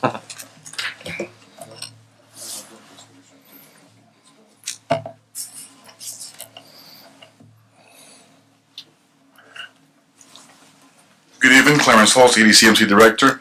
But I guess 2 months ago we came to you guys to help us out in putting forward a opportunity zone prospectus. And just for the benefit of the public, in 2018, we were able to get 3 areas in the city zone as opportunity zone from the federal government. And pretty much what it is, it helps investors to save money by investing in the community. So we were able to do the research to look at areas of the city within the zone that are good prospective areas for investment. And we've highlighted those areas or zones. They're permanent within the downtown area. And look at the different properties, look at highest and best use. And we're using this to market to investors, local developers, and already getting quite a few hits on it. People asking about it. Just so you know, we print about 100, but most of the marketing has been done online, both our Facebook, website, email to Chicago commercial industrial brokers, and there's a lot of interest in the downtown footprint in terms of mixed-use projects, offices, residential, i.e. condos, townhomes within the downtown footprint. But a lot of interest in offices because we don't have large offices in downtown. We have a lot of hole-in-the-wall offices. We don't have large 10,000 square foot footprints in the downtown area. So we're getting calls for those type of sizes right now. So exciting times for us right now to look at those kind of projects. Question, comments? Oh, also, little nugget I found out today. There was an Opportunity Zone conference in Chicago, and the 3 top areas that were called out the most were McCormick Park, the Medical District in Chicago, and Michigan City. FYI. That's all right. So, best practice on this, Clarence. So, thank you very much. I was in Fort Wayne last week, and they have a nice product too. But I think this is even head and shoulders above our good friends in Fort Wayne. So, thank you. Well done. And I know that there's a lot of interest in this specifically. And without your leadership in defining some of the potential areas, we're not going to get people that would be interested. So. I'm just trying to set the table. Just do the work and present it to people who are interested, and hopefully they see a community that wants investment. So, thank you. Any other comments, questions? Kind of congratulations in terms of the media outlet on it too. I mean, the Hammond Times and some of the regional newspapers have done an excellent job of covering this promotional piece, and it's very well done. So I think you should be very proud of the effort that your team's put together on this. Thank you for your support. And Clarence, I know you were at the conference in Indianapolis where the Lieutenant Governor was there, and it was like about a 9-hour meeting. And there's a real push at the state level for communities to start taking advantage of these opportunity zones too. And so I think there's going to be a lot of assistance at the state level. Yeah, the opportunity zones had to be approved by the governor in the first place, so we're lucky to have them here. And they've started a statewide group, and we are now a member. And so what my next step is to put our properties on the website for the state so that people can start looking at our sites for development. So that's the next step. Other comments or questions? Just they pointed out that the coastal states are utilizing and taking advantage of it, and it seemed like the center of the country wasn't, but that Indiana, yeah, for whatever. We're on the fresh coast, right? Yeah. So, all right, thank you, Clarence. Anyone else like to make some comments? Hi, my name is Alina Yersaida. I am making a comment about the bus shelters. I just wanted to let you know that globalindustrial.com works with municipalities, and they usually beat or match the prices. I did the thing with the trash cans, as you know, Mr. Mayor, Mayor, that they came in way below budget. So please keep that in mind when you look at cost, because they're a great company to work for. They also, if you start a project, say in this place tonight, and you want to share it with sanitation, or they want to get a bid, they all work with each department. So again, when you look at costs for those, because they're about $1,500 a piece, please consider looking at that globalindustries.com. Thank you. Thank you. Other comments? Good evening again, Dahlia Gigas, 106 Elmwood Drive in Michigan City. I also have a comment on the bus shelters. I have given it some thought, and I thought it would be really nice to maybe have some businesses also partner with the bus shelters, and they would be responsible for maintenance, and they can also advertise their business and decorate it thematically to kind of bring, their business to light, and they could almost be competitive. I don't know, put a solar panel on there, you could charge your phone, I don't know, whatever. So that's another idea. And second of all, on the US 12 bridge, have you considered talking to maybe, the Arts Commission or some architects to get some help to pick it out? Because frankly, if you're not trained in the arts, you might want to do that. We have so many things on our plate that we have to prioritize that honestly, that's a little farther down the list than, say, That's why I was double pushing track. But it is our intent. We did talk about taking a look Just at this saying. with the Arts Commission, and Thank you. that's partially why we haven't done anything with that yet, is because that's what we wanted to do, and honestly, it's not as big of a project as some of the ones that we've had on I our list. understand. There's 30 things on this list, so I do see your guys are busy. Thank you very much. No, and with regard to the suggestion about the bus shelters, again, it's just going to be a matter of what we can and can't do within the federal regulations. Yep. There's been no shortage of ideas on what to put on the bridge. Yeah. I mean, wide variety of suggestions. Yeah. So Excellent. it's more, I think, choosing than it will be getting any more concepts. All right. Well, thank you. Thank you again for your comments. Any other comments, questions? Other comments? Any other comments? Hearing none, I'm going to close the comment section. Any other commissioner comments? All right, I'm just going to go ahead and compliment the city on its boat race. And I get many, many compliments about, this is for maybe for Michael Cuss and also your park department, in that the city has never looked prettier than it has in the last year or two. And people are noticing, and that's why we're getting this outside interest and investment. And I was really pleased with Ruth's comments about two significant developers, at least, stepping up and wanting to participate on our apartment project. And I'm very well aware of several other projects in the community that are well underway, and more to come on those. And congratulations to John Burns and his Leeds grand opening downtown in the old Ryan's building, because that's an absolute work of art too. So, anybody else has any comments? Congratulations. All right, next meeting date is September 9th, unless we have a special meeting. Do we have a special meeting tomorrow? Oh, excuse me. Redevelopment Authority. We have a Redevelopment Authority meeting tomorrow. Sorry. That's not us. No. So the Redevelopment Authority is an additional step in the bonding process, and that is the group that we're actually leasing from in order to do the double track project. So they'll be considering and hopefully approving that tomorrow night. Yeah. Hey, Craig, I believe we have to get another appointment to that board also. Yes. And we're working on that. And I've got a couple ideas for that. Yeah. All right, is there a motion to adjourn? All right, we're adjourned. Thank you all.